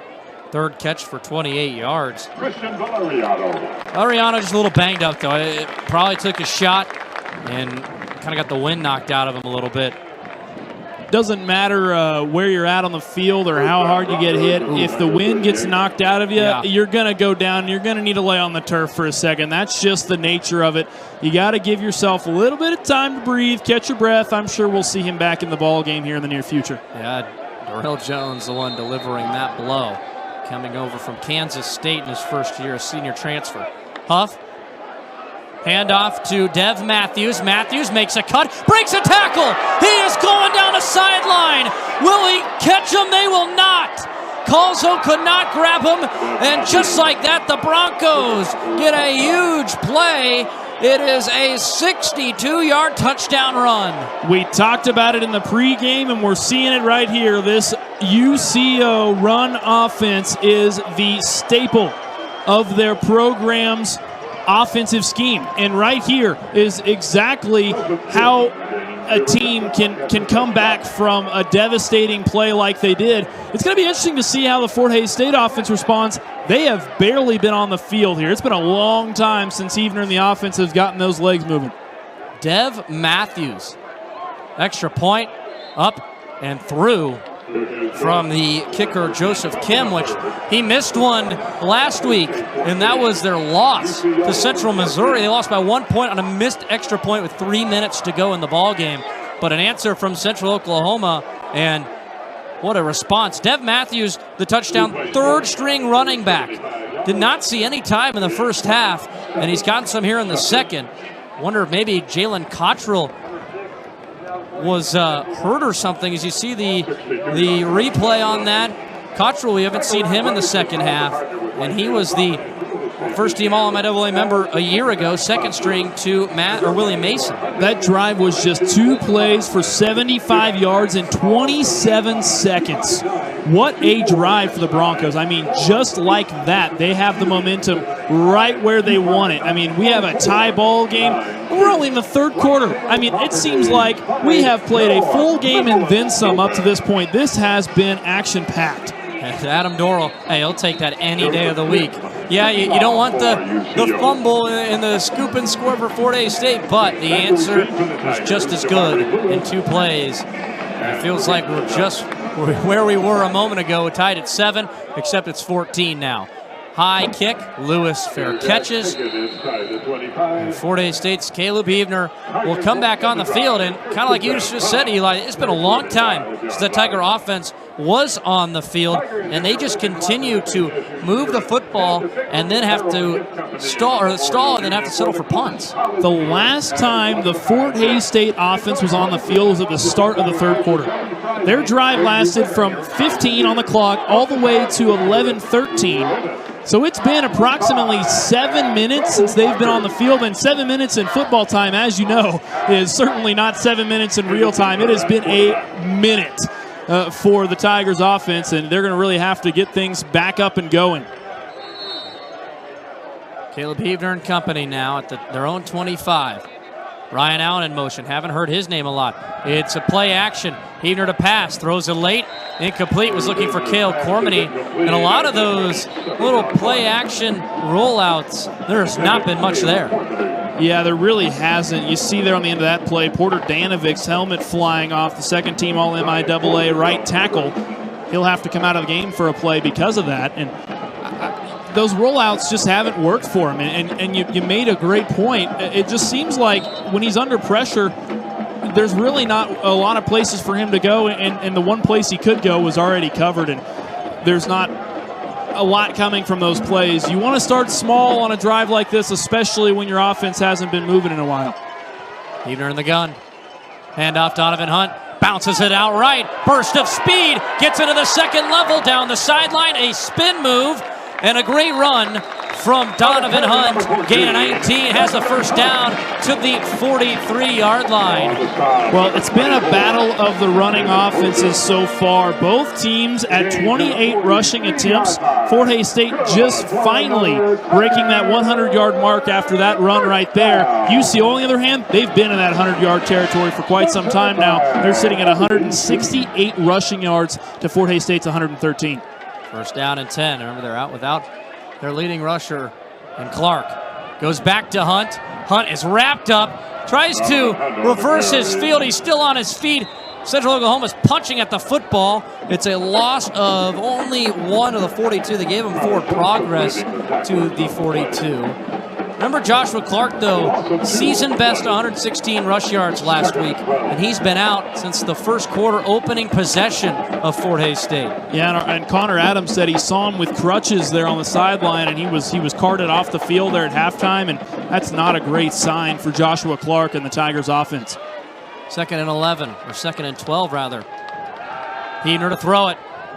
Nobody open. Goes underneath. Curtis Douglas takes a shot from Connor Johnson, a linebacker from Tulsa, Oklahoma, Harding transfer. And that is a loss on the play. Well, and especially when you have no one open downfield, you have to dump it down to your running back. You don't have a choice. But then he takes a big hit like that. That's how your running backs get hurt. And that's what we saw with Joshua Clark. He took a big hit on a nice gain, I'd say, but Fort Hays State can't afford to lose another running back. They would be really hurting for players come to the later parts of this season. Hasn't been necessarily a efficient game for Huebner. 12 of 24. He'll throw it here. Rolls out to the right. Scrambling away. Going to be well short of the first down. He's going to go down. More penalty flags come in. This might be another hold on Fort Hays State. They have now 8 penalties if it is on them. Yeah, I think it's going to be on the offensive line. It looked like Porter Danovic might have gotten a hold off on the Broncos. We'll see what the verdict here is. Well, that's just another poor drive from Fort Hays State. They have not done anything in the passing game, really outside of a couple plays. And they have to punt it again. Caleb Huebner, who had such a great year last season, is kind of yet to get going here in 2025 and pretty deep in the year. 7th game. 4th down and 9 on the punt. Well, the penalty goes on Danovic, and you'd expect more out of those guys that are your veteran offensive linemen. He's a redshirt senior, 2nd-team All-MIAA last season, and making those mistakes, you're really just hurting yourself at that point. Great punt from Logan Russell. Returned by Laminack at the 12. Reverses field. He's got some blocking in front of him. Gets to the outside and makes a pretty good return after what looked like Fort Hays might be able to get him back. And there is a penalty, though. Another penalty at the line of scrimmage. And it looks like it might be in holding range rather than roughing or running into the punter range. And I think the stadium would have known if it was a roughing penalty. Well, it seems like there's been a lot of deliberation from the reffing crew tonight, and rightfully so. There have been a lot of penalties, a lot of laundry on the field this evening. So they wipe off whatever it was. And Central Oklahoma starts at their own 26. The return to the 20. Here come the Broncos again. Another opportunity for Central Oklahoma to take the lead. What a return from Laminack. 3 Tigers there, but they all over pursued just a little bit. Trying to get Central Oklahoma offense onto the field. They were in that huddle. 1st down and 10.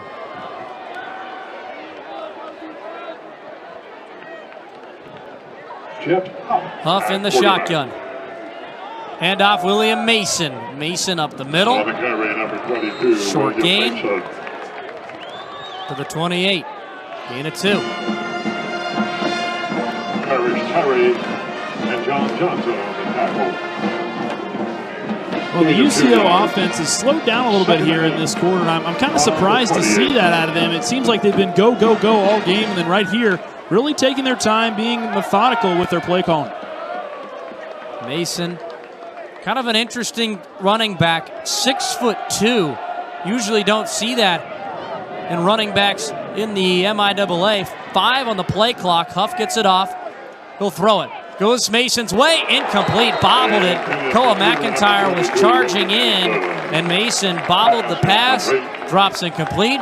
3rd down and long, and Central Oklahoma has had quite a lot of these 3rd and longs in this game. Yeah, and it seems like they've gotten lucky enough on a couple of them where they've been able to have those big gainers, but right now, as it stands, they're 2 of 9 on 3rd down. Really not very efficient for them in this one. 3rd and long. Huff, 3-man Tiger rush. Steps up. John Johnson gets by him, so it's Gavin Hazelhorst, and then brought down by Jonah Smith. Well short of the first, about 3 yards short. At the 33, and hold up here, ladies and gentlemen. Adam Dorrell is keeping the offense on the field. Now the punt unit looks like they're coming on. Well, it was gutsy play call after gutsy play call from him so far this evening. And honestly, it wouldn't have surprised me if we saw the offense stay on the field. Do I think it would have been a responsible decision? Not necessarily, but I wouldn't have been surprised if they kept him out there. Well, the drive that Fort Hays got the scoop and score, it was a 4th down and 9, about the 35-yard line that they went for it. Here's the punt from Davis Barr. It's an end over end. takes a bounce. Fort Hays will not even mess with it, and it's down at the 26-yard line. It is a 42-yard punt from Barr, and Davis Barr averages 40 yards per punt. It's the punt right there. We thank you for your support of Tiger We'll take a break here at the end of the third quarter. We have 15 minutes left in this ball game. What a game it will be. Tied at both teams with a touchdown in the third quarter. It was a little bit different. Fort Hays State with a long scoop and score from Tardarian Partee, and then the Broncos with a great answer right back that took them 2 plays to get in the end zone on the run from Dev Matthews. It's been a back and forth battle in this one from start to finish, and it'll be interesting to see what this fourth quarter brings. You folks won't want to miss it. Douglas makes a cut, more penalty markers come in, and it's just been a laundry show here in this second half for Fort Hays State on the offense. They just continue to hold the Broncos. It's getting ridiculous for Fort Hays State at this point because you can't move the ball anymore. It just seems like every time I look up, I see more yellow out on the field, and not the Fort Hays yellow. It's the officials' flags, and there's a lot of dirty laundry that's going to have to be done after this one. I'm in disbelief as to the amount of penalties Fort Hays State has taken in this game. Pushed them back to the 17. That's penalty number 8 on the night for Fort Hays State. 90 penalty yards for the Tigers tonight. It's killed them. I don't really know how they're in this ball game. Tie game at 14 with that number. Short pass, Cormany in the flat. Makes a cut up the middle, and a pretty good gain to get back most of that yardage. Goes for 14 to the 31-yard line. And you can see Ethan Hilleman on that play kind of barely even just kind of took his hands off his block because he didn't want to get a holding himself. Smart call there from Ethan Hilleman to avoid even having any association of a flag in his name there. You see Cale Cormany getting up like he's done it before because he has. That is the way to do it for the Tigers. Cale Cormany, time and time again, comes up big for Fort Hays State. 4 receptions, 63 yards, and a touchdown leads Fort Hays State. They go his way again, makes the catch, has the first down, brought down by Central Oklahoma safety David Williams. And Cormany a little banged up on the play. Williams hit him pretty hard, but that was just a little run pass option. Cormany in the flat, picks up 8. Tigers move the chains. Well, and if it ain't broke, don't fix it. Just keep feeding him. Once he gets back out on the field, I wouldn't be surprised if we see them go right back to Cormany. Seems like a pretty good response from Fort Hays State also. In 2 plays, they get the first down after the penalty. 1st and 10. Handoff Douglas. Douglas, nothing there. It is well defended by those Broncos. Cameron Doan, number 94, there on the tackle, an Iowa Western transfer, playing defensive line here tonight for the Broncos. No gain. When you just see that mob of defensive and offensive linemen at the end of that play, just shows you how much of a dogfight it's been in the trenches tonight. It has been so physical on that offensive and defensive line. Ryan Allen comes in motion now. 2nd and 10. Play action. Heavner will throw it away. Not sure what that play was. There was really nothing developing at all. It's another one of those rollouts you were talking about. It seems like almost every time he's rolling out of the pocket immediately off the snap, usually is not a good sign, as he really likes to stay in the pocket if he can. He makes good plays when he's out of the pocket, but he really likes that kind of comfort of the pocket, it seems like. And right there, he didn't have a block there on the left side of the offensive line. It's almost like somebody missed a block or an assignment, and Heavner couldn't do anything with the football except throw it away. 3rd down and 10. Heavner to pass. Delayed blitz. Heavner has a man open. It's caught by Jabari Lewis. Penalty marker here on the near sideline at the 45, but at the moment, Jabari Lewis has a first down to the 46. It's a pickup of 15. I think they're going to call holding against the Broncos. It looked like Ethan Hilleman on the end of that play was kind of adjusting his shoulder pad, and that would be my guess there on what the hold was from.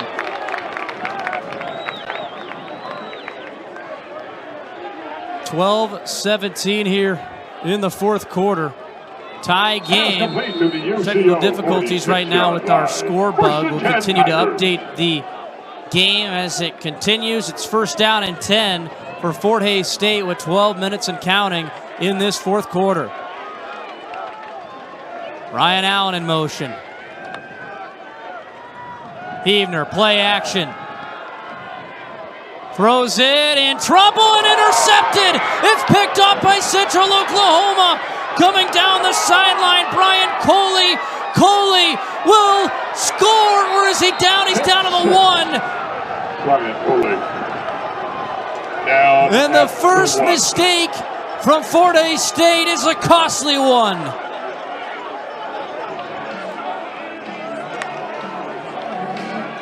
I'm in disbelief on that play. I don't even know what the read was there from Heavner on that throw. It seemed like he just wasn't seeing the field on that play. He threw the ball across his body, and it's almost like there was a lapse of judgment there from Heavner. And props to the secondary of UCO. They had a nice read on that play, but I mean there were 2 UCO defenders there on that pick, and I don't know. I'm like you said, the first major mistake from Fort Hays State on this game is a costly one, and that's going to come back to bite the Tigers, especially with it being the fourth quarter right now. Time is starting to dwindle. We'll see if the Tigers can pull this one back together. Absolutely, especially when both these teams feels like a loss here tonight. Your season and hopes for the playoffs might be over. Up the middle, William Mason is stopped. Fort Hays there run stopping. They have a lot of work to do. They'll bring up second down and goal from the 2-yard line. Loss of 1. And that is what you need here from the Tigers. They need to stand tall at the goal line and don't be caught off guard by this run game from UCO. That is their bread and butter. That's more than likely what they're going to continue to go back to. They've got to expect it. They've got to be ready for it. Tie game at 14. Second and goal. Going to a huddle here is Central Oklahoma. And now whistles blow. Adam Dorrell, with the play clock winding down, has to use his first time out here of the fourth quarter. And with 10:59 left in this ball game, all tied up at 14.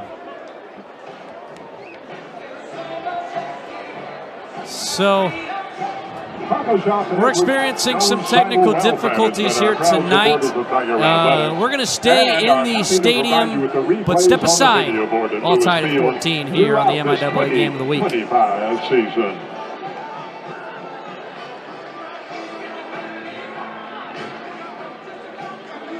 Get the best game day gear for Tiger Athletics by visiting FHSUathletics.com and clicking on the Shop tab. You can shop the current designs highlighted on the website, or even customize your gear to make it look just the way you want it. Check it out by clicking the Shop tab on FHSUathletics.com today.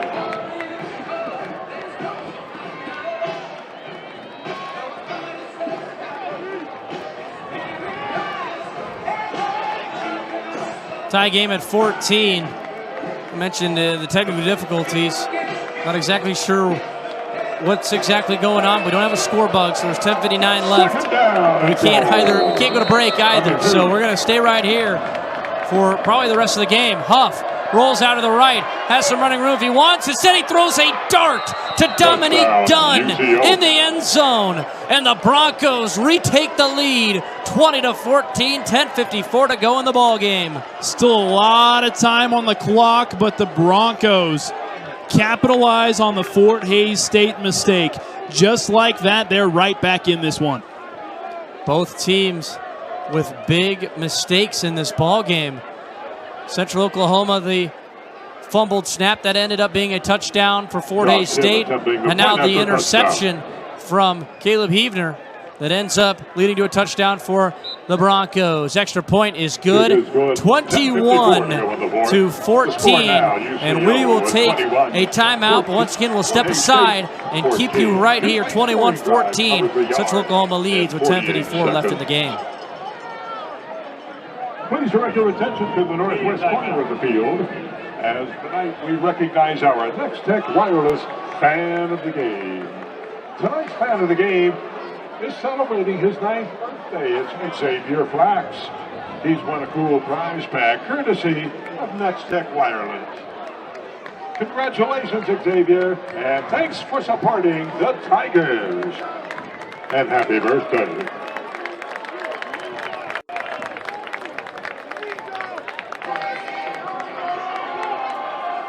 The Tigers racked up 295 offensive yards through the first 3 quarters, which means that Heartland Credit Union, the official financial wellness partner of Tiger Athletics, will be donating at least $295 to Tiger Athletics.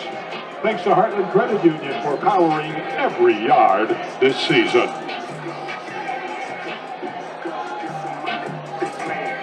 Number 6 is now number 51. I'm tired of buying shoes in the Vaseline. Let's be a trainer. Who I am, who I be. Fill up Tiger City. Money, talk of diamonds in my teeth. I be Louis down with Jordans on my feet. Messed up in the block like trick or treat. Darren plays cars right there.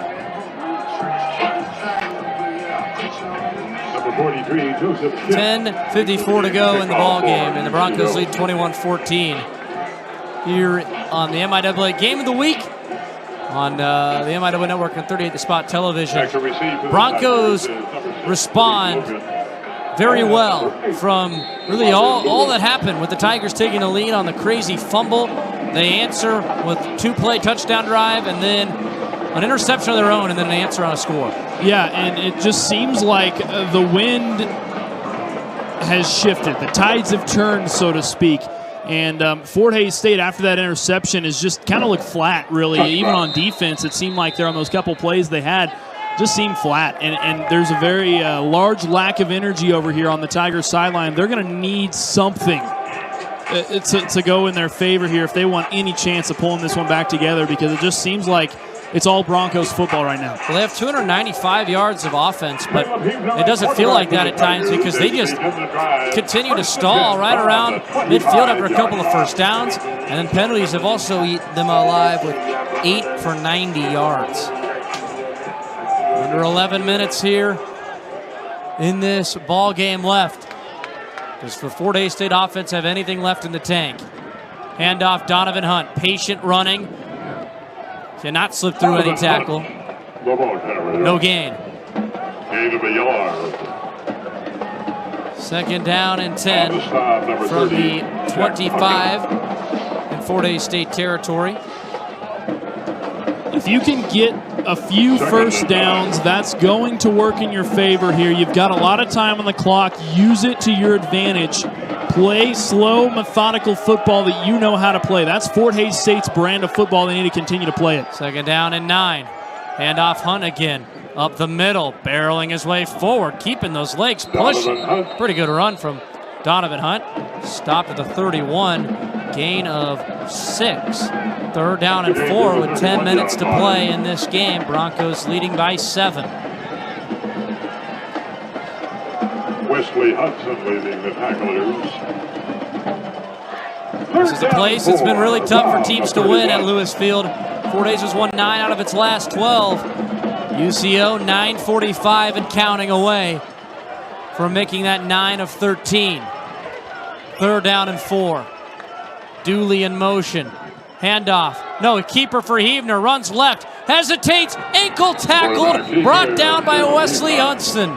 Short gain on the play. And the play action fooled me too. I thought they handed the ball off to Donovan Hunt, and then Caleb Heavner took it himself, and not much there for Heavner. Didn't have the blockers that he hoped he would in front of him, and now another punt from the Fort Hays State Fort Hays State offenses. Time is starting to dwindle. We're reaching that 9-minute mark. That was a pretty poor set of 3 plays for a Fort Hays State offense that needed to get something. Logan Russell, the punter, maybe the player of the game for their offense. High punt, fair caught at the 31. Fair caught. It is a 38-yard punt for Logan Russell. And now the Central Oklahoma offense right back to work. And the Broncos can kind of sniff it right now, 8:51, leading 21-14. If they can go down and even get a field goal, they will be in good position to win this game here on the road. Yeah, Fort Hays State needs a stop here if they want any chance of bringing this one back. They've got 3 timeouts in their pocket, so time is not necessarily a super big issue right at the moment, but if the Broncos score, it might be as good as over. First down and 10 for Jet Huff. Huff, handoff Mason, bounces it right. Short gain on first down of 2 yards to the 33. The Broncos team that sits right now 2-3, 2-2 in the MIAA, tied for 5th in the conference. They need every win that they can get to have any type of hope. Fort Hays feels like if they can run the table, they'd have a chance. But 8:20 left in this ball game. Handoff William Mason, and John Johnson meets him for a short gain of 1 to the 34. Now 3rd down and 7. If the Tigers are going to make a stop, now's the time to do it. If they can force a 3 and out right here, they can hopefully translate that momentum to the offensive side of the football. 3rd and 7 from the 34. Huff to pass. Pressure comes. He is blasted.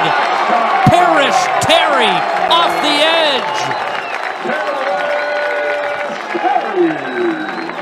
Well, Parrish Terry's been a guy that we've called his name consistently throughout the season, whether it's a sack or nice coverage or a nice block, whatever it is, Parrish Terry seems like he's able to come up big for the Tigers when they need him most. Right there, a big sack for the Tigers, forces 3 and out.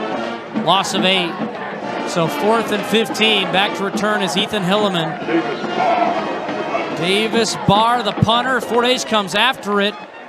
Shorter punt. Hilleman is crushed. Oh, he doesn't fair catch it. And Hudson Grant lays the hit stick on him.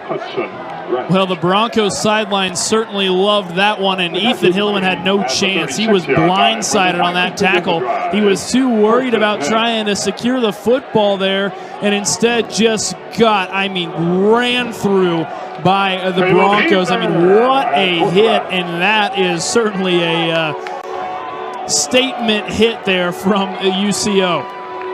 Tigers need 64 yards with 7:10 to go in this game, down by a touchdown. 21-14. Heavner to pass. 4-man rush. Dishes it underneath. There's Curtis Douglas. A little juke move and then out of bounds at the 40-yard line. Gain of 4. This Tiger offense, if you're Fort Hays State, you just got to get positive gains. It can be a methodical drive. It doesn't have to be a quick one, but you got to continue to move forward. Short passing is where Caleb Heavner excels. If they can find short slant routes, they're going to continue to move the chains. 16-30, 184 yards. Touchdown and a pick. There's Douglas. Hesitates for a moment. Goes right up the gut. Gets to the 42.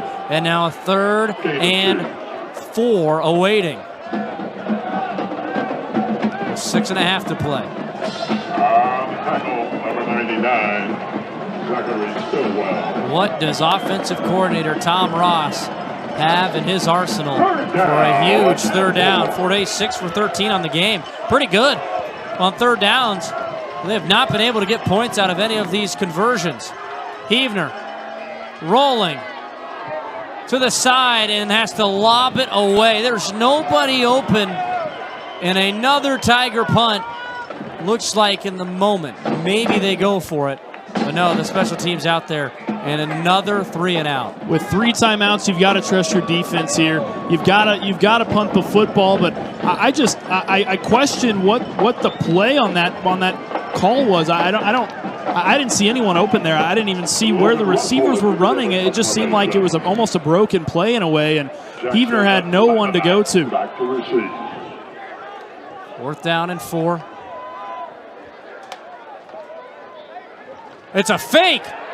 It's a fake run, and now they toss it last second. Ryan Allen's got it. It was to the backup tight end, Tristan Davidson, and then he tossed it to Ryan Allen. Trickery this. Fort Hays State now has it at midfield. What in the world did I just watch? Well, I'm eating my words. I was just being critical of the play calling there for just a moment, and just when I least expected it, a fake punt. Are you kidding me? I mean, what a play from the Tigers offense. Let your guys do the work for you. Right there, the Tigers come up big and make the play when it mattered most. Well, if Tristan Davidson tried to run that ball, he would have been well in the backfield.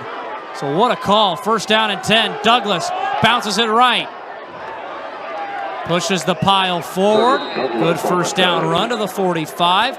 Maybe that gives this offense some juice. An offense that has not had much juice in this ball game, which is, crazy. They're only getting outgained by 15 total yards from Central Oklahoma, but with 5 minutes left, this might be a must score for Fort Hays State. 2nd and 5. Play action. Heavner to throw it. Pressure comes. Rolls out to the right. Has to get it away. An incomplete flag comes out. Hilleman was trying to get away from Daniel Ekwesi, and the penalty might push us 10 yards. Well, I actually don't know if that was Hilleman. It looked like on the end of that play, it was Keyshawn Dooley out right on the outside part of the sideline. I saw him get a pat on his helmet by his teammates there on the sideline. Oh, it's on the other side. Wow. Head coach Chris Brown on his sideline is furious. Fort Hays has had a number of penalties not go their way tonight. 9th penalty of the game. Now they're all the way back to the 40. 2nd down and 20.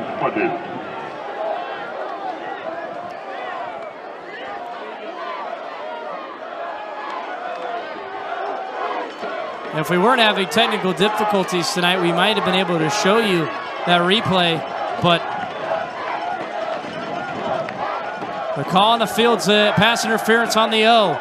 Heavner to pass, lobs one down the field for Cormany. He comes down with an unbelievable grab.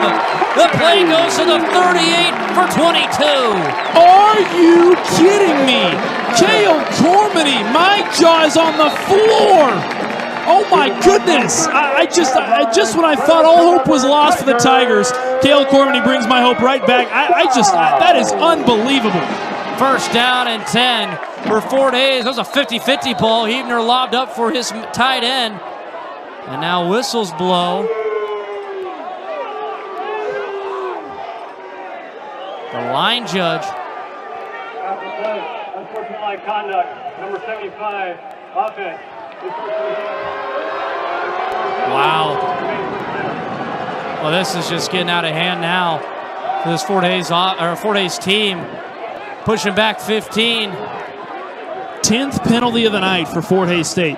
They have over 100 penalty yards on the night. That is absolutely absurd. That is unprecedented. I've never seen that. And they just called a penalty on somebody on the sideline, too. It was Lewis Schwenke, a redshirt freshman, that got a penalty tonight. So at the 47, pushes Fort Hays all the way back. 1st and 25. Heavner to pass. Set up a screen, and it's low for Cormany. Central Oklahoma has sniffed out all of these screens in this ball game. 2nd down, and there is no laundry on the field this play. It seems like that's been a theme in this ball game. Every offensive play, there's been some penalty markers. 2nd down and 25. Well, you've got to be smarter, and you can't afford penalties like that, especially when your offense just starts to get rolling. Especially if you're, he hadn't even touched the field yet, and he's getting penalties called on him on the sideline, and you're just killing yourself at that point. 2nd and 25, 3-man rush. Heavner gets away, rolls to the right. Nobody open downfield and has to throw this one away. Well covered again by Central Oklahoma. David Williams was the man on Ryan Allen. 3rd down and 25 for Fort Hays State. If you can get a chunk back, you can maybe run the 4th down play, but I mean, if you can't get really inside about 10 yards, there is no shot you could go for it. But it's 3rd down and long with just under 4 minutes to play. The amount of time that's left on the clock, I think that this is a 4-down consideration here. You need a big play here on 3rd down. Heater to pass. Rolls back. Throws it incomplete, or was it caught? It was caught by Jabari Lewis, working on Willie Rice. And Heavner looks like he's coming off the field. I'm surprised. There's only 3:45 left in this game. Couldn't tell. It was actually incomplete. So it was 4th down and 25. Lewis could not bring it in. Willie Rice broke it up.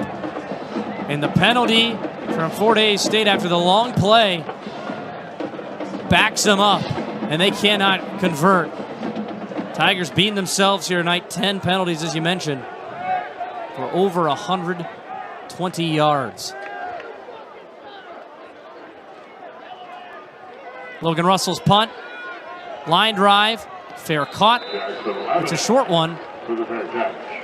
Caught by Laminack. And with 3:40 to go, if Central Oklahoma can eat some time, they might be able to hold on to the ball the rest of the game. With the 3 timeouts that Fort Hays State has, UCO will have to run at least 2 or 3 plays before the 2-minute timeout. Once you hit that 2-minute timeout, that's when things get real for Fort Hays State. If you haven't gotten the football back yet, you're going to have to continue to call timeouts until UCO turns over the football, if that time even comes. Fort Hays State still is looking for a chance to bring this one back together, but if they can't clean up these penalties, I don't think they're going to get the football back. Pistol set for Jet Huff. Hutt with William Mason behind him. Excuse me, it's Dev Matthews. Matthews bounces it out. Stayed on his feet, picks up a first. And Dev Matthews, how about him? 3rd string running back has come in.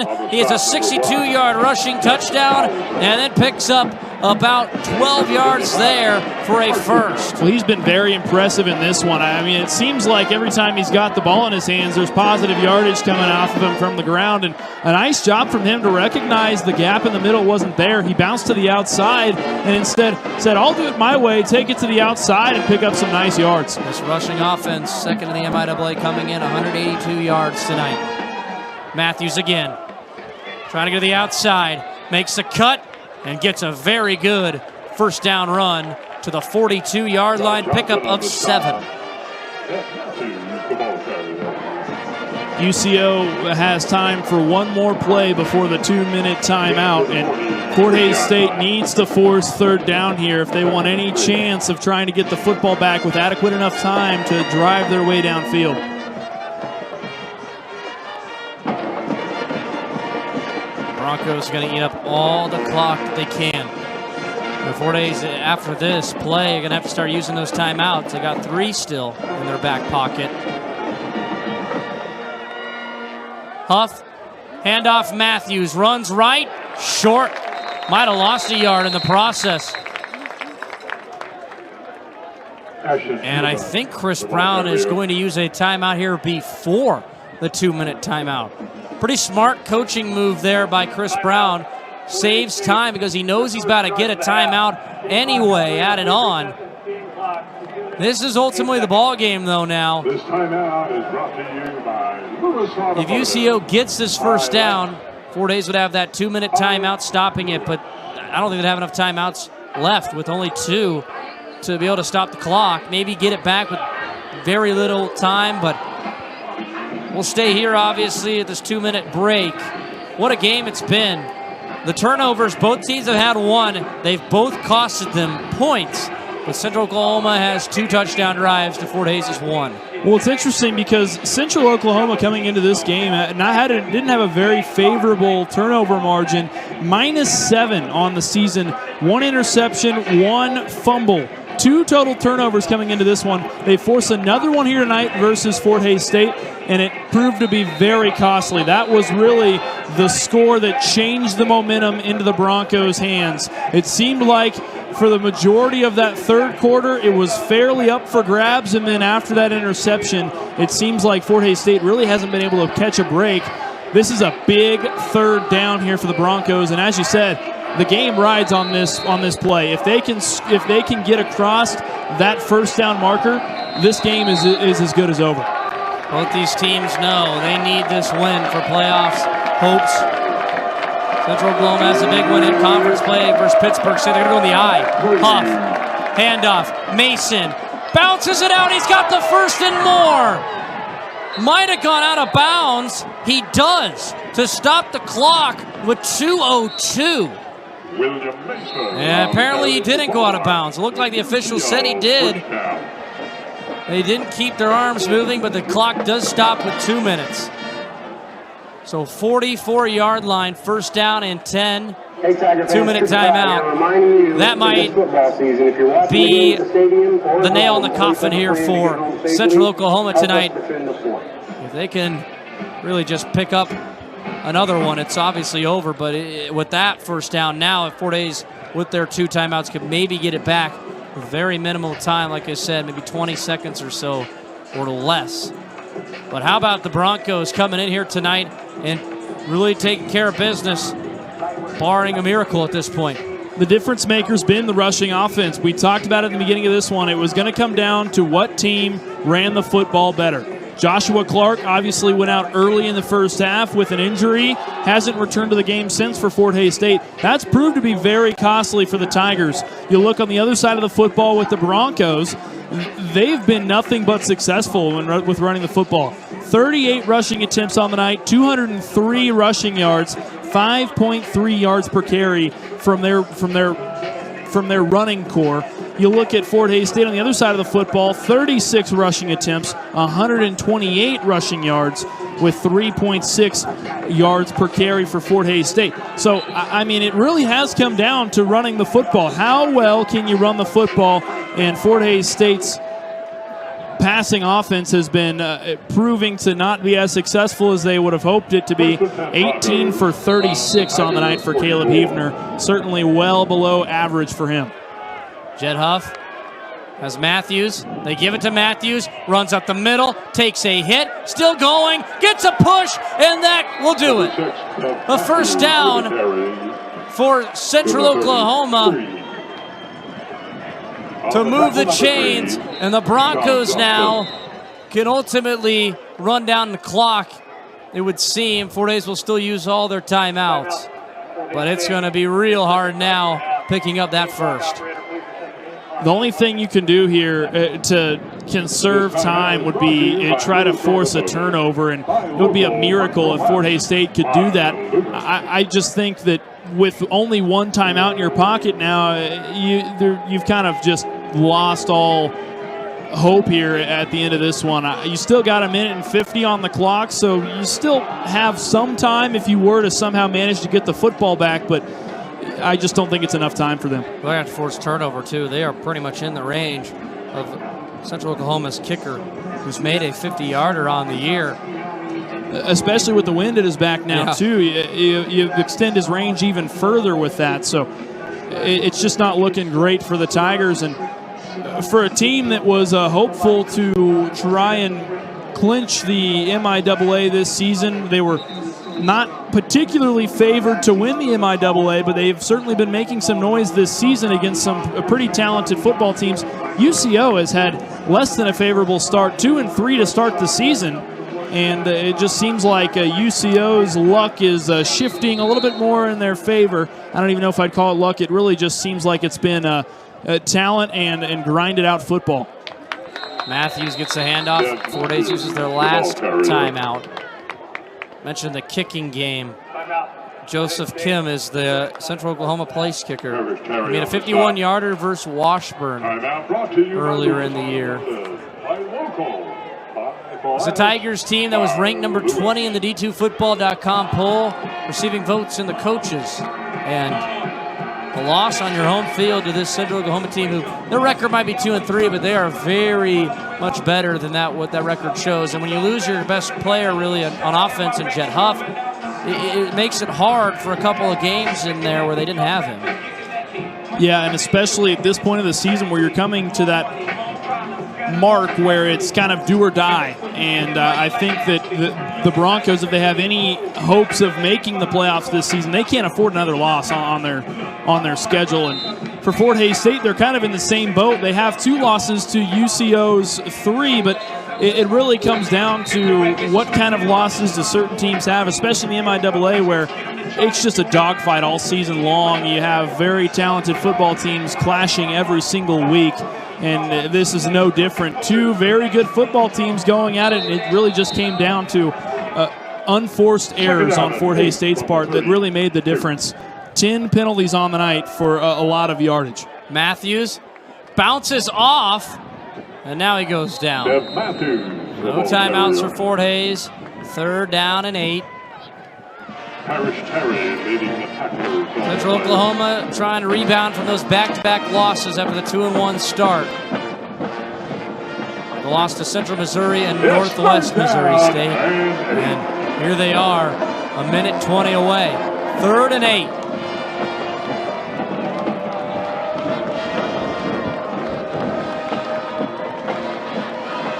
Huff obviously in no hurry. At the 32-yard line. 5 on the play clock. Adam Dorrell will use a timeout. I think that's the right decision there, to just go ahead and let the clock run down to as low as you can get it, and then from there, use that timeout. You've had it in your pocket for the entire second half. You still got one more if you want to go ahead and kick a field goal if you don't get that first down. But a first down, it will close this one out if they can reach that final marker. Well, we're talking about being in Kim's range. That's never been an issue for him. The length has been the accuracy, 5 for 10 on the season. So Fort Hays gets it. Now you might wonder, would maybe UCO just go for it on 4th down and avoid maybe disaster of like a field goal block or something like that? Is this 4-down territory anyway? With 58 seconds? Especially where they're out on the field. I think I would agree there. You don't want to risk it. Fort Hays State's blocked a field goal this season, and that proved to be a pretty costly block there for their opponent in that particular matchup. And I think that might be the right call there, especially if you pick up enough yards here on 3rd down and make 4th down a lot more manageable. Well, that game versus CSU Pueblo for Fort Hays is probably the best offensive game they've had all year. They have never been able to match what they did in Pueblo in technically week 1 of the season, and the second game of the year. Haven't been able to match that since. 3rd down and 8 from the 32. Matthews, the handoff, runs right with blockers. He might be just short. He is a yard short, and now I think there's no question. It's about 9.5 second differential. Play clock, game clock. John Johnson a little banged up, slow to get up. 4th down and 2. 4th down and about 1.5. Well, and UCO, for the very first time this season, converted on 4th down tonight here at Lewis Field. I would say there's no sense in not going for it here, especially with as little yards as they need to gain to that mark. And then at that point, you just kneel the game out and call it a day. Well, discussion here with the officials. The clock stopped at 43 seconds. 4th down and 2. Not sure why.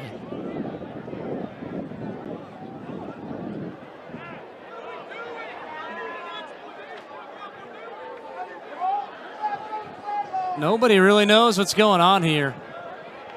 Why the clock stopped exactly either. There's 43 seconds.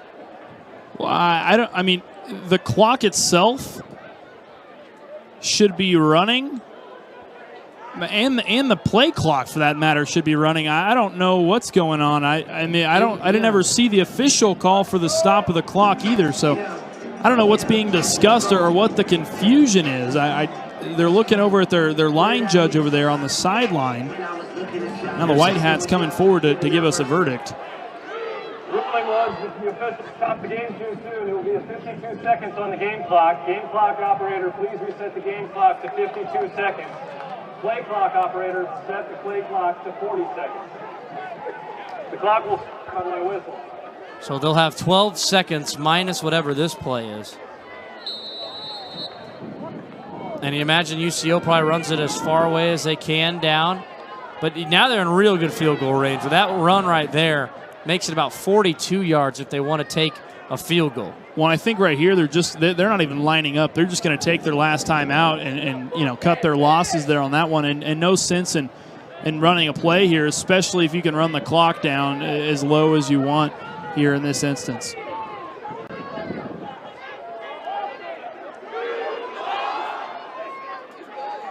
Fourth down and 2, and yeah, it's Adam Dorrell running down the clock. Very experienced head coach. Remember his run with Northwest Missouri State. Timeout with 11 seconds left.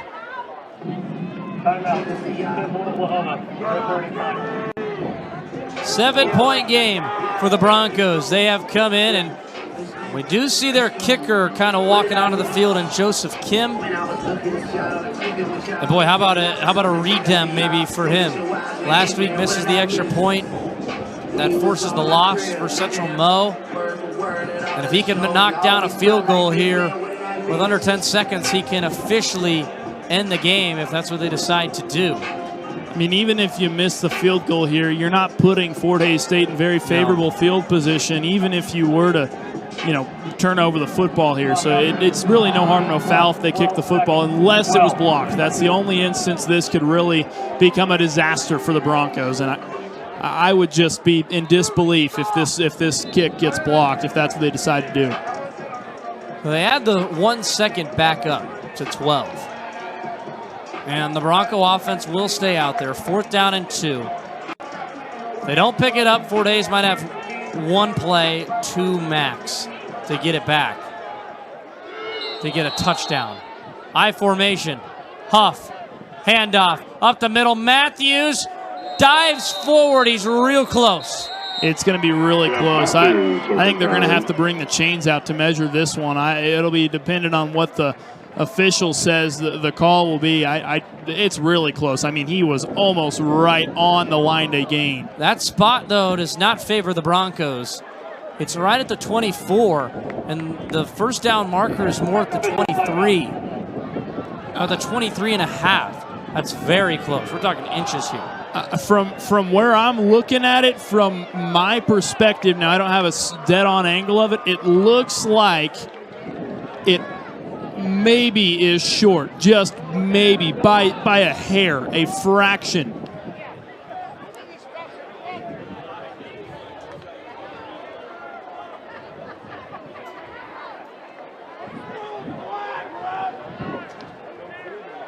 Adam Dorrell has had a lot of success versus Fort Hays State in his career. It is short.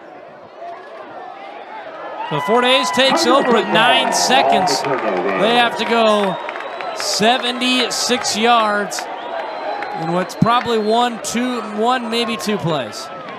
Well, I think back to that Hail Mary that was thrown in the last game at Lewis Field Stadium we got to call against Missouri Western. We've seen crazier things happen, but this is a long shot here for Fort Hays State, and obviously the UCO secondary playing really far back right now. As you can see, they're all the way back to the 35 in their own territory. There's about 3 guys on your screen here. Heavner throws it for Lewis. They tackle him, and we fumbled it. He fumbled it trying to pitch it. It's landed on by Central Oklahoma. Or was he down? Was his knee down? And there's no call. Oh, it's incomplete. Okay. 1 second on the clock. Now the hook and ladder comes into play. Second down and 10 for the 24. Broncos need 1 stop. Here's Heavner to Lewis. Pitches it back to Ryan Allen, and he just throws it to the other man. It's going to be taken all the way. Cameron Doan. He's brought down. Does he get in? He does not. It does not matter. Central Oklahoma coming on the road to spoil Fort Hays State's home winning streak.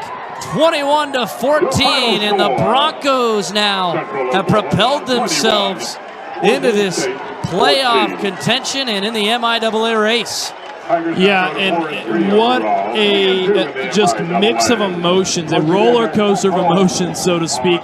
For me up here in the booth, I can only imagine what it was for them there down playing in the game on the field. We saw multiple unsportsmanlike conduct flags come out. I mean, it had everything. Everything you could have possibly stuffed into a football game, it was in this one here tonight. And I'm still trying to process what just happened. It was a heck of a football game, to say the least. It was really, really fun to watch this one. UCO, that was vintage Central Oklahoma at times. Their Bronco offense with Chet Huff, they look good, and they got enough done in this second half to win the ball game. Yeah, the running offense from UCO was really on standard and on cue for them, and we talked about it in the pregame, talked about it multiple times throughout the game, and I'm going to talk about it here again in the postgame because that was really the difference maker for UCO. 223 rushing yards on the night, averaging 5.2 yards per carry. There's no way you can stop that if you're Fort Hays State. That'll wrap things up here tonight. Fort Hays State falls. UCO wins. The Broncos move to 3-3, 3-2 in the MIAA, 21-14 the final. Tune in to next week's MIAA Game of the Week on 38th The Spot in Kansas City. Central Missouri takes on Washburn.